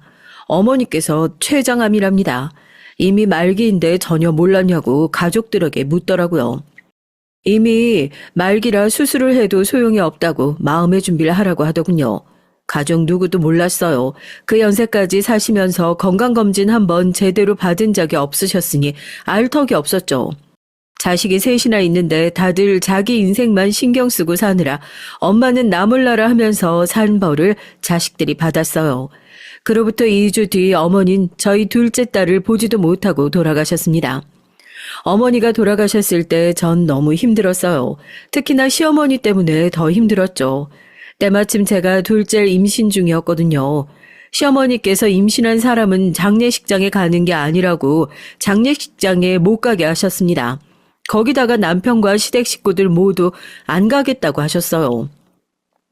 엄마, 아무리 그래도 나라도 갔다 와야지. 장모님 돌아가셨는데 우리 집에서 아무도 안 가면 안 되지. 얘가 모르는 소리 하고 있어. 집안에 임신한 사람 있으면 절대 장례식장 가면 안 되는 거 몰라? 순간 전 눈이 휙 뒤집어졌어요. 임신한 사람은 항상 몸을 조심해야 해서 장례식장에 가면 안 된다는 소리를 들은 적이 있긴 하지만 그거야 남의 장례식장이죠. 제 어머니가 돌아가셨는데 못 가게 하는 건 도무지 참을 수가 없었습니다. 엄마가 돌아가셨는데 그깟 미신이 무슨 상관이에요? 전 엄마 장례식장에 갈 거니까 어머니는 알아서 하세요. 전 시어머니의 말을 무시하고 집을 나섰어요. 시어머니와 남편이 따라 나오는 소리가 들렸지만 전 무작정 택시를 잡아 타고 장례식장으로 갔습니다. 전 장례식장을 가는 내내 눈물이 멈추지 않았어요. 바로 며칠 전까지 제 손을 꼭 잡고 함께 여기저기 돌아다니며 엄마가 이렇게 갑자기 허망하게 가실 거라고는 생각도 못했거든요. 전 장례식장 앞에 도착해서 내렸습니다. 그런데 그때 어느새 절 따라온 시어머니와 남편이 절 붙잡았어요. 애미 너 어디 감히 버릇없이 시어머니의 말을 무시하고 네 멋대로 행동을 해? 너희 친정에서 이따위로 가르치디? 시어머니는 아무리 옛날 사람이라고 해도 그렇지 해도 너무했습니다. 사람이 할 말이 있고 못할 말이 있는 건데 바로 몇 시간 전에 어머니를 잃은 며느리에게 어떻게 친정을 운운할 수가 있는지 모르겠어요. 전 그 순간 될 대로 되라였습니다. 어머니든 남편이든 누구든 제 앞을 가로막을 수는 없었어요. 어머니 나오세요. 제가 제 어머니 마지막 가는 길 모시겠다는데 어머니가 무슨 권리로 이러세요? 뭐야? 이게 아주 오냐오냐 했더니만 네가 눈에 뵈는 게 없구나. 숙자야, 너 안 들어가고 여기서 뭐 하는 거야? 그때였습니다. 저희 어머니의 비보를 듣고 온 제 친구가 저를 보고 다가왔어요. 그 친구가 워낙 동네에서 머리 좋기로 유명한 친구였거든요. 초중고 내내 전교 1등만 하더니만 우리 동네에서 최초로 여자 검사가 된 대단한 친구입니다. 이런 총구석에서 여자 검사가 나왔으니 동네방네 현수막까지 걸고 난리였죠. 그 친구를 보자마자 저도 모르게 눈물이 왈칵 쏟아질 것 같았어요. 애 키우고 사느라 정신없어서 몇 년 동안 보지도 못했는데 어머니가 돌아가시고 나서야 만나게 되니 더 마음이 좋지 않더라고요. 왔구나. 여기 우리 시어머니신데 사실은 내가 둘째 임신했다고 어머니께서 장례식장에 가는 걸 걱정하시네. 전 친구에게 대충 상황을 설명하고 시어머니에게 인사를 시켰죠. 그런데 그때였습니다. 친구가 제 얘기에 미간을 살짝 찌푸리더니 시어머니의 말이 이해가 되지 않는다는 듯 고개를 기울이더군요. 어머니, 제가 이 동네에서 최초의 여자 검사예요. 얼마나 머리가 좋은 사람인지 딱 봐도 아시겠죠? 제가 살다 임신했든 안 했든 자식이 부모 장례식장에 못 간다는 얘기 들어본 적이 없어요. 그러니까 안 그래도 속상한데 괜히 쓸데없는 미신에 서로 속 시끄럽게 만들지 말고 빨리 들어가시죠. 역시나 머리가 좋은 사람은 뭐가 달라도 달랐습니다. 검사 친구는 단번에 시어머니를 눌러버리고 절 데리고 장례식장 안으로 들어갔어요. 시어머니는 뒤에서 연신 궁시렁거리셨지만 저와 친구는 아랑곳하지 않았습니다. 전 그 친구 덕분에 장례를 무사히 치르고 집에 돌아올 수 있었어요. 그리고 그때를 생각하면 제가 왜 바보처럼 굴었나 싶습니다. 제가 특별히 잘못한 것도 없는데 그렇게 시어머니 앞에만 서면 무슨 큰 죄를 지은 죄인처럼 눈치를 봤거든요. 전 친정엄마가 돌아가시고 나서 더 마음을 굳혔습니다. 떡집을 시작하기로요. 하늘나라에 계신 어머니 보란 듯 떡집을 꼭 성공시키고 싶었어요. 전 그날 이후 떡집을 차리기 위해 더 노력에 박차를 가했습니다. 그렇게 떡 만들기로 태교를 하던 중에 둘째 아이도 출산을 했고요. 둘째는 딸이었습니다. 그런데 제가 딸을 낳은 지 얼마 되지 않아 동서도 아들을 출산했어요. 집안의 모든 관심은 동서의 아들에게 갔습니다. 시부모님은 제 딸에게는 딸이라는 이유만으로 일절 관심이 없었어요. 시부모님이 그러면 그럴수록 저는 더 승부욕이 생겼죠. 시부모님이 아무리 잘 나가도 그들의 생각이 다 옳지는 않다는 걸 보여주고 싶었습니다. 전 둘째를 낳고 본격적으로 동네를 다니면서 제가 떡집을 할 만한 가게를 알아보고 다녔어요. 워낙 좁은 동네이다 보니 동네에서 가장 큰 방앗간집 맏며느리인 절 모를 리가 없었습니다. 제가 시내를 돌아다니며 가게자를 알아보고 다니니 소문은 삽시간에 퍼져서 시어머니의 귀에까지 들어갔죠. 그런 소리를 듣고 절대 가만히 계실 시어머니가 아니었어요. 시어머니는 절 다시 불러내셨습니다. 네가 이제 하다 아주 집안 망신을 다 시키고 다니는구나. 동네 사람들이 나한테 돈도 벌 만큼 벌었으면서 이젠 떡집까지 하려고 하냐고 묻더구나. 맞아요. 저 친정엄마한테 배운 기술로 떡집 차릴 거예요. 벌써 자리도 다 받았고 계약만 하면 돼요. 전 열심히 준비한 만큼 시어머니 앞에서 기죽을 필요가 없었어요. 제가 제 힘으로 알아서 한다는데 시어머니에게 비밀로 할 필요도 없었고요. 반면 시어머니는 뭐가 그렇게 재밌는지 제 말에 배까지 잡으며 깔깔 웃으셨습니다. 네 주제에 뭘 한다고? 떡집? 아이고, 네가 우리 집 방앗간 하는 것 좀 보더니만 장사가 만만해 보였나 본데 괜히 일 만들어서 내 아들 고생시킬 생각 말고 집에서 얌전히 애들이나 키워. 시어머니는 절 대놓고 무시했어요. 전 예상하지 않은 일이 아니다 보니 전혀 상처가 되지 않았습니다. 오히려 어떻게든 떡집을 잘해서 시어머니에게 저의 진면목을 보여주고 싶다는 생각뿐이었죠. 그로부터 딱 2년 뒤 제 소망은 이루어졌습니다. 방앗간에서 멀지 않은 곳에 9평 남짓하게 차렸던 떡집은 금방 대박이 났어요. 전 떡집을 차린 지 5년 만에 동네에서 제일 큰 시장 중간내에 자리를 차지하고 8년 뒤 포장 배달까지 하기 시작했죠. 그리고 떡집을 시작한 지 딱 10년, 제 나이 40대 중반이 됐을 때 제 이름을 앞세운 떡집은 지역 내에서 가장 큰 떡집으로 자리매김했습니다. 그때부터 월 매출이 억을 넘기 시작했고 직원이 10명이 넘었어요. 이쯤 되니 저희 시어머니 반응이 궁금하시죠? 사실 제가 떡집을 한 지 5년 정도 됐을 때까지만 해도 시어머니는 제 일에 일절 관심이 없었어요. 주변에선 다들 저더러 대단하다고 칭찬했는데 시어머니는 인정하지 않으셨습니다. 오히려 절 만날 때마다 코딱지만한 떡집이 잘 돼봐야 얼마나 잘 되냐고 콧방귀를 뀌셨죠. 그러던 중 시대가 변하면서 사람들이 더는 방앗간을 찾지 않았어요. 저희 떡집이 지역 내에서 가장 큰 떡집이 되었을 즈음에 시부모님의 방앗간은 제일 잘 나가던 시기에 매출이 10분의 1도 되지 않을 정도였죠. 더군다나 언제부턴간 직원들도 다 그만두고 시부모님과 남편 셋이서만 운영해도 충분했어요. 그때까지도 시어머니는 제가 이뤄낸 일에 대해 좋은 소리 한마디 하지 않으시고 인정하지 않으셨습니다. 그러던 중 그로부터 10년이 훌쩍 지나고 나서야 시어머니께서 절 인정할 수밖에 없게 된 일이 있었어요. 저희 딸 아들이 훌쩍 자라서 성인이 되고 나서 자식들이 제 일을 도와주기 시작했죠. 아들은 서울에서 직장을 다니면서도 우리 떡집 홈페이지를 관리하며 온라인 판매를 도와줬고, 딸은 제 옆에서 떡 만드는 걸 열심히 배우면서 떡집 홍보에도 열성이었어요. 그 덕분인지 우리 떡집이 어느새 유명세를 치러서 방송국에서까지 찾아왔고요. 텔레비전에 우리 떡집이 나오는 모습을 보고 나서야 시어머니께서 제게 한마디 하셨습니다. 그때 시어머니 연세가 팔순을 바라보고 계셨어요. 네가 젊어서부터 그렇게 고집을 부르더니만 결국은 해내는구나. 대단하다, 대단해. 웃음기라고는 없이 무뚝뚝하게 굳은 얼굴로 얘기를 하셨지만 전 알아요. 그게 시어머니 표 칭찬이라는 걸요. 제가 누굴 닮아서 그러겠어요? 그게 다 어머님한테 보고 배운 거예요. 어느새 세월이 흘러 저도 나이가 드니 시어머니 앞에서 너스레도 떨 수 있게 되더라고요. 시어머니도 대단하신 게 돌아가실 때까지 방앗간을 놓지 못하시고 시장 한켠 10평 남짓한 공간에서 방앗간을 하시다 돌아가셨죠. 전 그 모습을 보고 다시 한번 배웠어요. 저도 시어머니처럼 죽기 전까지 가게를 하다 죽고 싶었죠. 결혼하고 아이들을 낳고 살 때까지도 전 시어머니를 원망하며 살았습니다. 사업적으로는 너무나 존경했지만 인간적으로는 좋아하지 않았어요. 언제나 절 인정하지 않는 시어머니가 미웠습니다. 나이가 들고 시어머니께서 꼬부랑 할머니가 돼도 제 마음은 변하지 않을 줄 알았어요.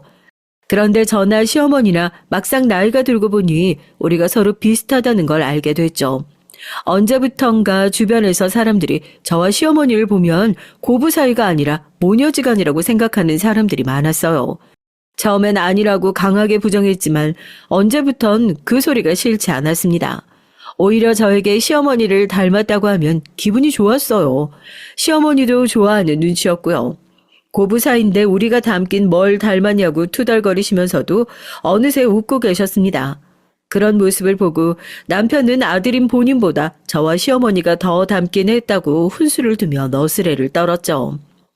시어머니와 매일같이 티격태격했던 기억이 바로 어제처럼 생생한데 어느새 시어머니는 돌아가시고 제가 부쩍 나이가 들어 할머니가 됐어요.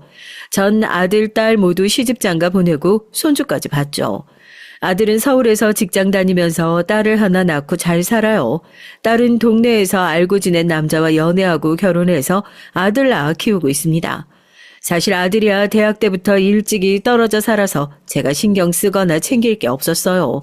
워낙 말도 없는 녀석이라 큰일 아니면 연락도 잘 안 하거든요. 그런데 딸은 좀 달랐습니다. 늦지막히 얻은 막동이라 그런지 더 어린애 같고 마음이 쓰여요. 특히나 사위도 결혼할 때부터 영 부실해서 둘이 애나 잘 키우며 살까 걱정됐습니다. 남편이야 둘 다 성인인데 어련히 알아서 하겠냐고 했지만 제 생각은 달랐어요. 사실 사위가 어지간히 어리바리해요. 사위네 집이 원래 옛날부터 동네에서 쌀집을 했거든요. 옛날에나 쌀집이라고 하면 돈 좀 만졌지. 사실 세상이 좋아지면서 쌀집이라는 게 다 없어졌잖아요. 딸과 사위가 결혼할 때도 사돈네 상황이 어지간히 좋지 않아서 방 한 칸 구해줄 형편도 안 됐습니다. 그래서 전셋집도 제가 구해줬어요. 사실 처음부터 경제적으로 너무 도와주면 이 녀석들이 저에게 빌부터 먹고 살 궁리를 안 할 것 같아 월세로 얻어주려고 했는데 아무래도 귀한 내 딸이 눈에 밟혀서 도와주지 않을 수가 없었습니다. 딸은 결혼 전부터 제 가게에 나와 떡집 일을 도왔어요. 나중에 딸에게 제 떡집을 물려줄 생각이었습니다. 사위는 국립대학까지 나올 정도로 머리는 좋은 놈이었는데 어지간히 남의 밑에서 일을 못하는 놈이었죠. 취직만 하면 항상 상사 눈밖에 들어 몇 달 버티지도 못하고 회사를 그만뒀습니다. 딸은 매일 가게에 나와 자기 남편 욕만 한 바가지를 했어요. 사위는 아들을 낳고도 정신을 못 차려서 여전히 한 직장을 다니지 못했거든요. 너무 어려서부터 알던 사이라 그런지 명색이 가장이라는 게 도무지 믿음이 안 가. 취직만 잘하면 뭐래? 1년도 못 버티고 매일 그만두는데. 전 그런 딸아이가 걱정이 됐어요. 남편이 착실하게 나가서 일하고 돈을 벌어야 여자 마음이 안정을 찾는 건데 그런 면에서 사위는 많이 부족했거든요. 전 그런 사위가 마음에 들지 않았지만 딸을 생각해서 사위에게 잘 해줬습니다. 제가 아무래도 옛날 사람이라 그런지 장모가 사위를 떠받들고 위해줘야 사위도 제 딸에게 잘할 것 같아서요. 전 사위를 만날 때마다 사위 자존심이 상하지 않게 상다리 휘어지게 음식도 차려주면서 잘 설득해 보려고 노력했어요. 정 직장 생활이 힘들면 가게 나와서 일 배우는 게 어때? 요즘은 젊은 사람들도 떡 만드는 기술 못 배워서 안달이라는데 둘이 잘 배워서 분점이라도 하면 내면 좋지. 장모님, 제가 국립대까지 나와서 우리나라에서 네로라는 기업에만 다닌 사람인데 갑자기 떡집이라뇨. 장모님께서 제 걱정해 주시는 것 같아 얘기하는 건데요. 사실 저는 아무래도 직장 생활보다 사업이 맞을 것 같아요. 그래서 제가 사업 아이템을 좀 구상해봤는데 장모님께서 투자 좀 해주실래요? 사위는 헛바람이 들어서 매일 사업을 하고 싶다고 했죠. 툭하면 저에게 투자 좀 해달라는 식으로 구슬렸어요. 장모님도 젊은 나이에 아무것도 없이 떡집 해보겠다고 마음먹고 시작하신 일이잖아요. 저도 딱 지금이 기회인 것 같아요. 장모님께서 조금만 도와주시면 저도 장모님만큼 해낼 수 있어요. 난 자네랑 엄연히 달라. 난 혼자 공부하고 준비하면서 내가 모은 돈으로 시작했어. 부모님한테 손 벌리지 않았다고. 전 누구보다 사위가 잘 됐으면 좋겠어요. 그래야 내 딸도 행복하게 살 수 있으니까요. 그런데 사위를 보고 있으면 항상 위태위태했습니다. 좋은 머리로 남 밑에서 열심히 직장 생활해서 먹고 살 생각을 해야지 매일같이 제 돈으로 사업할 궁리만 해댔죠. 그럴 때 보면 시어머니 생각이 나요. 시어머니가 보시기에도 젊은 날에 제가 사위처럼 보였을까 싶어서요. 아무것도 없으면서 떡집을 하겠다고 오기를 부리던 절 보면서 시어머니도 불안하고 걱정돼 괜히 저에게 모진 소리를 하셨던 걸까 싶었습니다. 그러던 어느 날이었어요. 딸아이가 늦은 밤 손주를 데리고 집에 찾아왔더라고요. 그러더니 한다는 말이 기가 막혔습니다. 사위와 대판 싸우고 집을 나왔대요. 전 놀라서 왜 싸웠냐고. 아무리 부부간에 싸움을 했어도 이 늦은 시간에 애까지 데리고 나오면 어떡하냐고 타일렀죠. 처가 자식을 데리고 집을 나가는데 사위는 가만히 있었나 싶기도 하고요. 그런데 제 말에 딸아이가 갑자기 왈칵 눈물을 쏟더니 도저히 사위와 못 살겠다고 하소연을 했습니다. 그 인간 헛바람만 잔뜩 들어서 사업 못하게 하면 취직 안 하겠다고 난리야. 지난달부터는 아예 생활비 한 푼도 안 내놓고 집구석에 누워서 잠만 자고 술만 먹는다니까. 사위가 지난달부터 딸에게 생활비를 일절 주질 않는데요. 딸은 떡집에서 저에게 받는 몇 푼 되지 않는 돈으로 버티며 생활하고 있었답니다. 지금까진 내가 가진 돈으로 버텼는데 이제 더는 안 돼. 집구석에 있으려면 애라도 봐야 내가 나가서 돈을 버는데 집구석에서 아무것도 안 하고 저렇게 버티고만 있으니 도저히 어떻게 해야 될지 모르겠어, 엄마. 나 그 인간이랑 이혼하고 싶어. 전 울며 불며 사위와 못 살겠다고 우는 딸아이를 보는데 절로 한숨이 튀어나왔어요. 딸아이가 너무 안쓰러워서요. 마음 같아선 지금 당장 둘을 갈라서게 하고 제가 데리고 오고 싶었죠. 그런데 그때 손주가 이제 돌 갓 지났을 때입니다. 요즘에야 여자가 이혼하고 혼자 애 키우며 사는 게 흠이 아니라고야 하지만 그때 그 시절에 어디 그랬어요? 여자가 이혼하고 혼자 애 키운다고 하면 동네 사람들부터 손가락질 하던 시대였죠. 전 어떻게든 딸을 손주와 살게 해야 했어요. 그러려면 사위가 하루라도 빨리 정신 차리고 살게 해야 했죠. 전 곰곰이 생각한 끝에 사위를 도와주기로 했습니다. 제 눈엔 항상 사위가 영 부실하고 믿음직스럽진 않았지만 그래도 명문대를 나와 유명한 기업에서만 일했던 사람인데 제가 너무 과소평가한 걸지도 모른다 생각하기로 했죠. 제 딸과 손주를 위해서라도 사위를 한번 믿어보기로 했습니다. 전 사위의 사업에 투자하기로 했어요. 장모님, 정말 감사해요. 제가 이윤에 절대 잊지 않겠습니다. 제가 사업만 잘 되면 장모님이 힘들게 떡집 안 하시고 호강하게 해드릴게요. 사위는 제가 투자금을 주자마자 허리를 굽신거리면서 금방 절이라도 할 기세였어요. 나한테 은혜니 뭐니 갚을 생각 말고 내 딸한테나 잘 해줘. 난 그거면 되니까. 전 다시 한번 사위에게 신신당부했습니다. 사업을 한다는 게 마음 먹은 것처럼 쉬운 일이 아니니 뭐든 신중하게 생각하고 결정하라고요. 그 자리에서야 사위는 무조건 제 뜻대로 하겠다고 충성을 맹세했죠. 그래도 정말 다행이었던 건 제 투자금으로 시작한 사위의 회사가 승승장구했다는 겁니다. 처음엔 사위가 친구랑 둘이서 동네에 작은 사무실을 하나 얻어서 시작했던 사업이 어느새 건물 통째로 하나가 사위 회사가 됐어요. 그 건물 앞을 지날 때마다 전 밥을 안 먹어도 배가 불렀죠. 보기만 해도 속이 든든한 거예요. 전 그 건물을 볼 때마다 안도의 한숨을 쉬고는 합니다. 저렇게 대성할 인재를 못 알아보고 사업에 투자를 안 했으면 어땠을까 해서요. 사위 사업이 잘 돼서 저야 좋기야 너무 좋았죠. 주변에서 다들 부러워하기도 하고요. 그런데 걱정되는 게 한 가지 있었습니다. 바로 제 딸이었어요. 이제 잘 나가는 회사 사모님도 됐으니 마음 좀 편하게 먹고 살아도 될 텐데 자꾸만 떡집에 일하러 나와요. 물론 남편이 돈을 잘 벌어도 평생 해온 일이니 일하고 싶은 마음도 이해합니다. 그런데 딸아이가 손주를 낳고 나서 건강이 좀 이상이 생겼어요. 출산하고 얼마 뒤에 자꾸만 빈혈이 있어서 병원에 다녔는데 알고 보니 갑상선 기능 저하증이라고 하더라고요. 큰 병은 아니지만 증상이 다양해서 수술도 해야 했고 관리도 평생 해야 했죠. 수술하고도 조금만 피곤하면 금방 재발돼서 고생이 많았습니다. 그런 와중에 엄마를 돕겠다고 자꾸 떡집에 나오니 전 걱정이 안 될 수가 없었어요. 돈이 없어서 생활이 안 되는 것도 아니니 전 딸이 이제 좀 일은 내려놓고 쉬었으면 하는 마음이 있었습니다.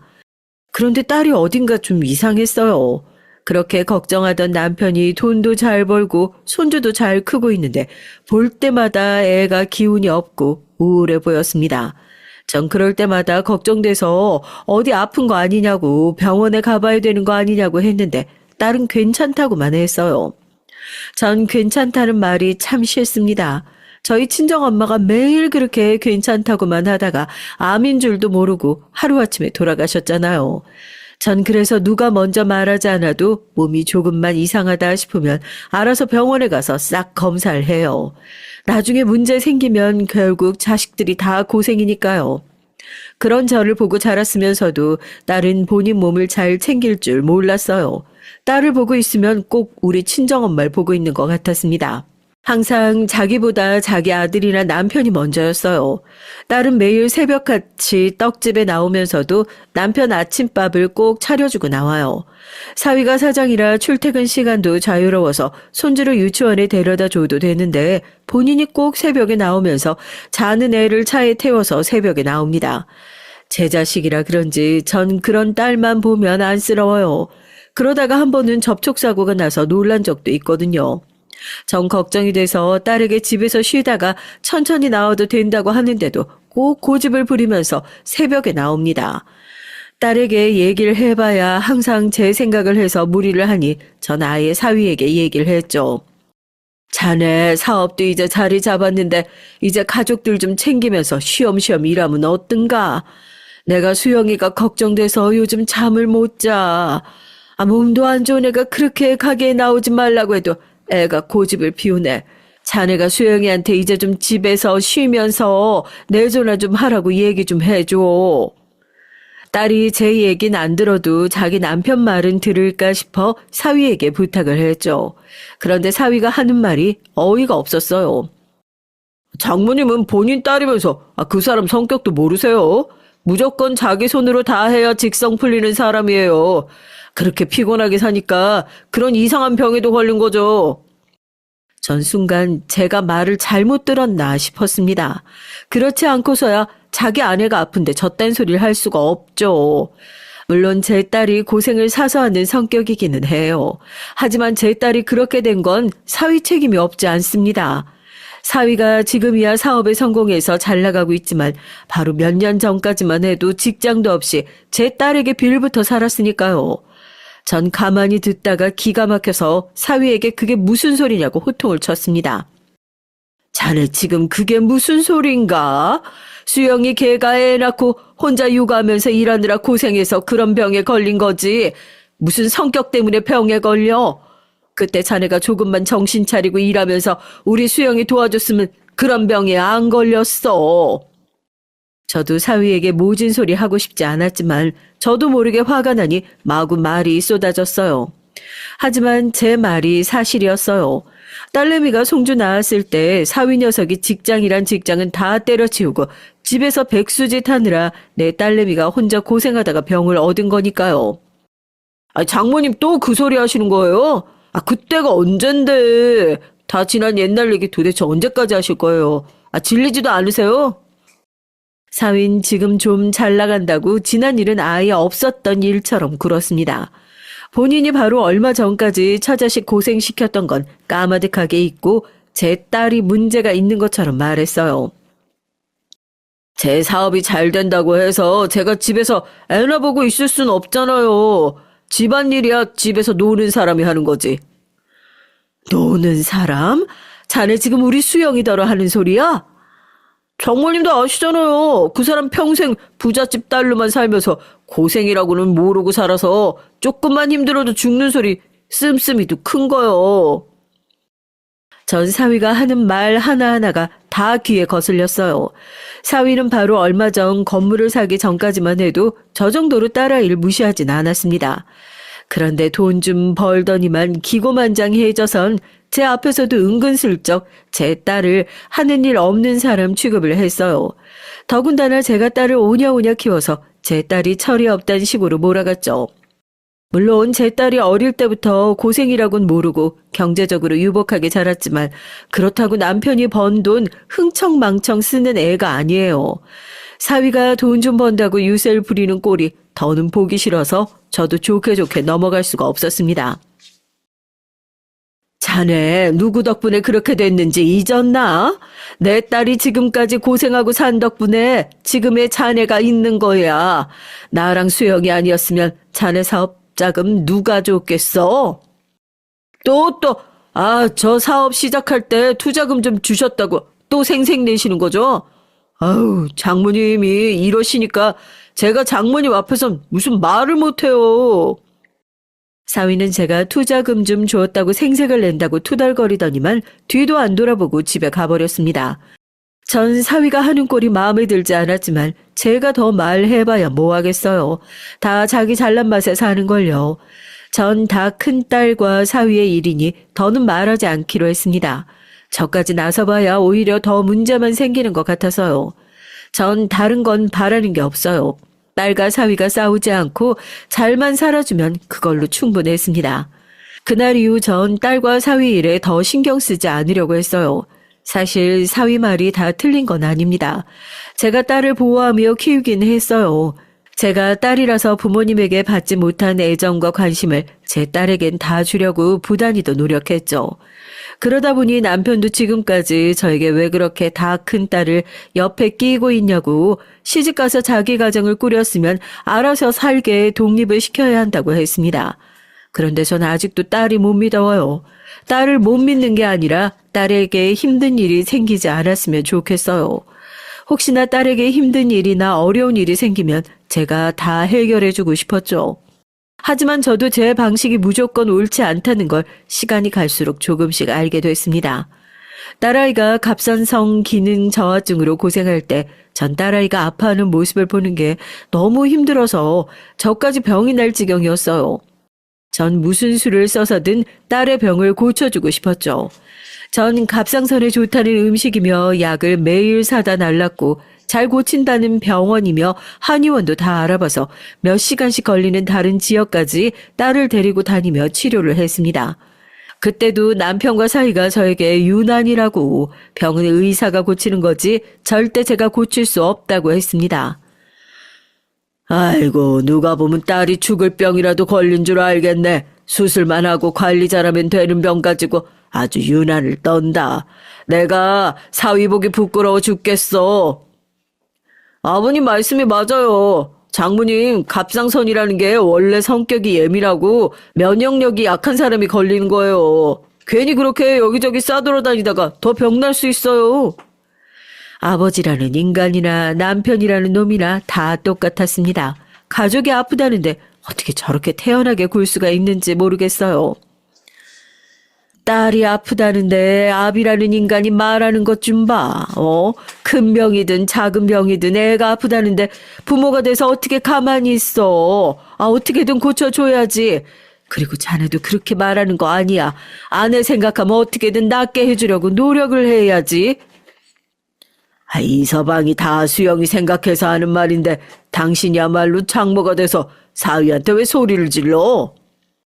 남편이란 인간은 평생 도움이 되질 않아요. 사위가 처음에 장가와서 제대로 된 직장도 없이 딸 고생시킬 때 무슨 저런 애한테 딸을 시집 보냈냐고 노발대발 하더니만 사위가 사업이 잘 되기 시작하자마자 아주 사위 쪽으로 착 붙어선 자기가 낳은 딸보다 사위 편을 들었습니다. 그런데 그때 일이 좀 있었어요. 저는 딸을 생각해서 유명하다는 한의원에서 약을 지어다가 먹였는데 그 약이 딸이 치료를 받으며 먹는 병원 약과 잘 맞지 않아 딸이 한 달 사이에 10kg가 찌고 말았습니다. 몸이 아파서 잘 먹지도 못했는데 약 부작용으로 몸이 부어서 완전히 다른 사람이 돼버렸죠. 그때 찐 살을 빼고 원래 몸으로 돌아오는데 몇 달이나 걸렸어요. 그러게 다 큰 자식 병원에서 알아서 치료받게 놔두라니까 무식한 옆에 내가 왜 괜히 나서서 일을 키워? 남편은 유난 떨다가 결국 사고를 칠 줄 알았다면서 저에게 난리를 쳤어요. 수영아, 엄마가 너무 미안해. 엄마는 아는 사람이 그 한의원에서 지은 약 먹고 갑상선 저하증이 씻은 듯이 싹 좋아졌다길래 그 말을 철석같이 믿었지 뭐야.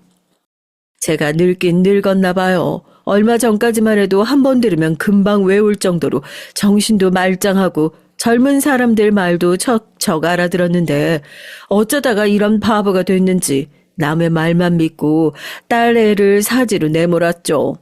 그나마 약 부작용이 몸이 붓는 거길래 망정이었지 혹시나 갑상선 수치를 높이기라도 했으면 정말 큰일 날 뻔했습니다. 엄마 괜찮아. 나도 잘 알아보지도 않고 좋다고 먹었는데 뭘. 안 그래도 운동하려고 했는데 이 기회에 운동이나 좀 더 열심히 하지 뭐. 안 그래도 애 낳고 찐 살 안 빠졌다고 매일 징징거렸는데 거기서 10kg가 더 쪘으니 저 살을 언제 뺀대? 남편이고 사위고 하는 말이 다 듣기 싫고 거슬렸지만 제가 지은 죄가 있으니 찍소리도 할 수가 없었어요. 그 이후로는 딸 일에 괜한 오지랖을 부리지 말아야지 다짐하고 또 했는데도 이게 생각처럼 쉽지가 않더라고요. 딸한테 무슨 일만 생겼다 하면 가만히 있을 수가 없었어요. 그러던 어느 날이었습니다. 웬만하면 딸내 일에 신경 안 쓰려고 몇 달 거리를 두고 지냈습니다. 제가 참견 안 해도 저보다 똑똑해도 훨씬 더 똑똑하고 젊은 애들이 어련히 알아서 할까 싶어서요. 그런데 도저히 참견하지 않고는 안 되는 일이 생겼습니다. 그때가 어버이날이 얼마 남지 않은 주말이었어요. 전 당연히 딸내가 집에 올 줄 알았거든요. 매년 어버이날이면 미리 와서 같이 밥도 먹고 근처에 나가 바람이라도 쐬고 왔거든요. 그런데 주말이 다 지날 때까지 딸이고 사위고 연락이 없었습니다. 저는 둘 다 많이 바쁜가 싶어 이번 어버이날은 그냥 넘어가는가 보다 했습니다. 그래서 서울 사는 아들 식구들하고만 간단하게 밥을 먹고 왔죠. 그런데 그날 저녁에서야 사위에게 전화도 아니고 문자 한 통이 왔어요. 전 무슨 일인가 싶어 바로 문자를 확인했죠. 그런데 문자 내용이 충격적이었습니다. 내가 예정 생각해서 웬만하면 참고 살아보려고 했는데 도저히 안 되겠어. 당신 딸 먹같이 키웠으니까 지금 당장 와서 당신 딸 데려가. 내가 당신 딸 반품할 거니까. 순간 전 손이 부들부들 떨렸어요. 제가 혹시나 잘못 본 건가 싶어서 눈을 몇 번이나 비볐습니다. 그런데 제가 본 문자 메시지는 사실이었어요. 전 너무 놀라서 그 길로 사위에게 전화를 걸었죠. 그런데 사위는 전화를 받지 않았습니다. 곧바로 딸에게 전화를 걸었는데 한창 통화음이 가다가 딸이 전화를 받았어요. 그런데 딸아이가 펑펑 눈물을 쏟고 있었습니다. 전 놀라서 무슨 일이냐고 했어요. 엄마, 나 어떡해? 그 인간이 이제 하다하다 발음까지 피운 거 있지? 근데 아니라고 딱 잡았다면서 나더러 의처증이라고 징그러워서 더는 나랑 못 살겠대. 얘긴 이랬습니다. 사실 딸과 사위인 손주를 낳기 전부터 그렇게 사이가 좋진 않았어요. 그래도 손주가 태어나고 나선 그런 대로 지내는 것 같았죠. 그런데 딸이 아프기 시작하면서 둘의 사이가 더 나빠졌어요. 그때부터 사위가 사업 준비를 핑계로 매일 밖으로 돌기 시작하면서 사이는 회복할 수 없을 정도로 틀어졌습니다. 그래서 딸은 사위와 이혼하고 싶었대요. 그래서 저에게 여러 번 얘기를 한 적도 있었고요. 그런데 멍청한 제가 딸을 말렸습니다. 자식 생각해서라도 참고 살라고요. 전 사위에게 사업 자금까지 주면서 사이가 회복되길 바랬죠. 이게 다 제 잘못입니다. 애초에 일찍이 사이가 틀어져서 딸과 사위를 이혼시켜야 했어요. 괜히 제 고루한 생각과 편견 때문에 딸과 사위를 붙들어 놨다가 이 사달이 났죠. 사위가 사업이 잘 되기 시작했을 때부터 딸이 느끼기에 낌새가 사위에게 여자가 있는 것 같았대요. 그래서 몇 번이나 사위의 뒤를 캐다가 둘이 싸우고 헤어지자고도 했답니다. 그런데 그럴 때마다 사위가 이혼은 절대 안 된다고 했대요. 내가 어떻게 부잣집 사위가 됐는데 이제 와서 그걸 놓치냐? 난 너 보고 결혼한 게 아니라 너희 엄마 떡집 보고 결혼한 거야. 사위와 딸은 오랫동안 한 동네에서 커온 동창이었어요. 사위야 어릴 때부터 머리 좋은 거로 유명하기도 했고 워낙 머리가 비상해서 둘이 결혼한다고 했을 때 저놈이 내 딸을 굶길 것 같진 않아 허락했죠. 그런데 비상한 머리를 저 따위로 쓸 줄은 몰랐습니다. 딸은 사위에게 저런 소리를 듣고도 참고 산 거예요. 뻔하죠. 착하디 착한 게 절 생각하고 자식을 생각해서 참고 살았을 겁니다. 사위 자식은 이제 사업도 자리를 잡아서 우리 집에서 빼어 먹을 건 다 빼먹었으니 딸에게 의처증이니 뭐니 하는 핑계를 대면서 이혼을 요구했대요. 딸이 들은 척도 안 하자 저에게 그런 메시지까지 보낸 거죠. 전 도저히 사위를 용서할 수가 없었습니다.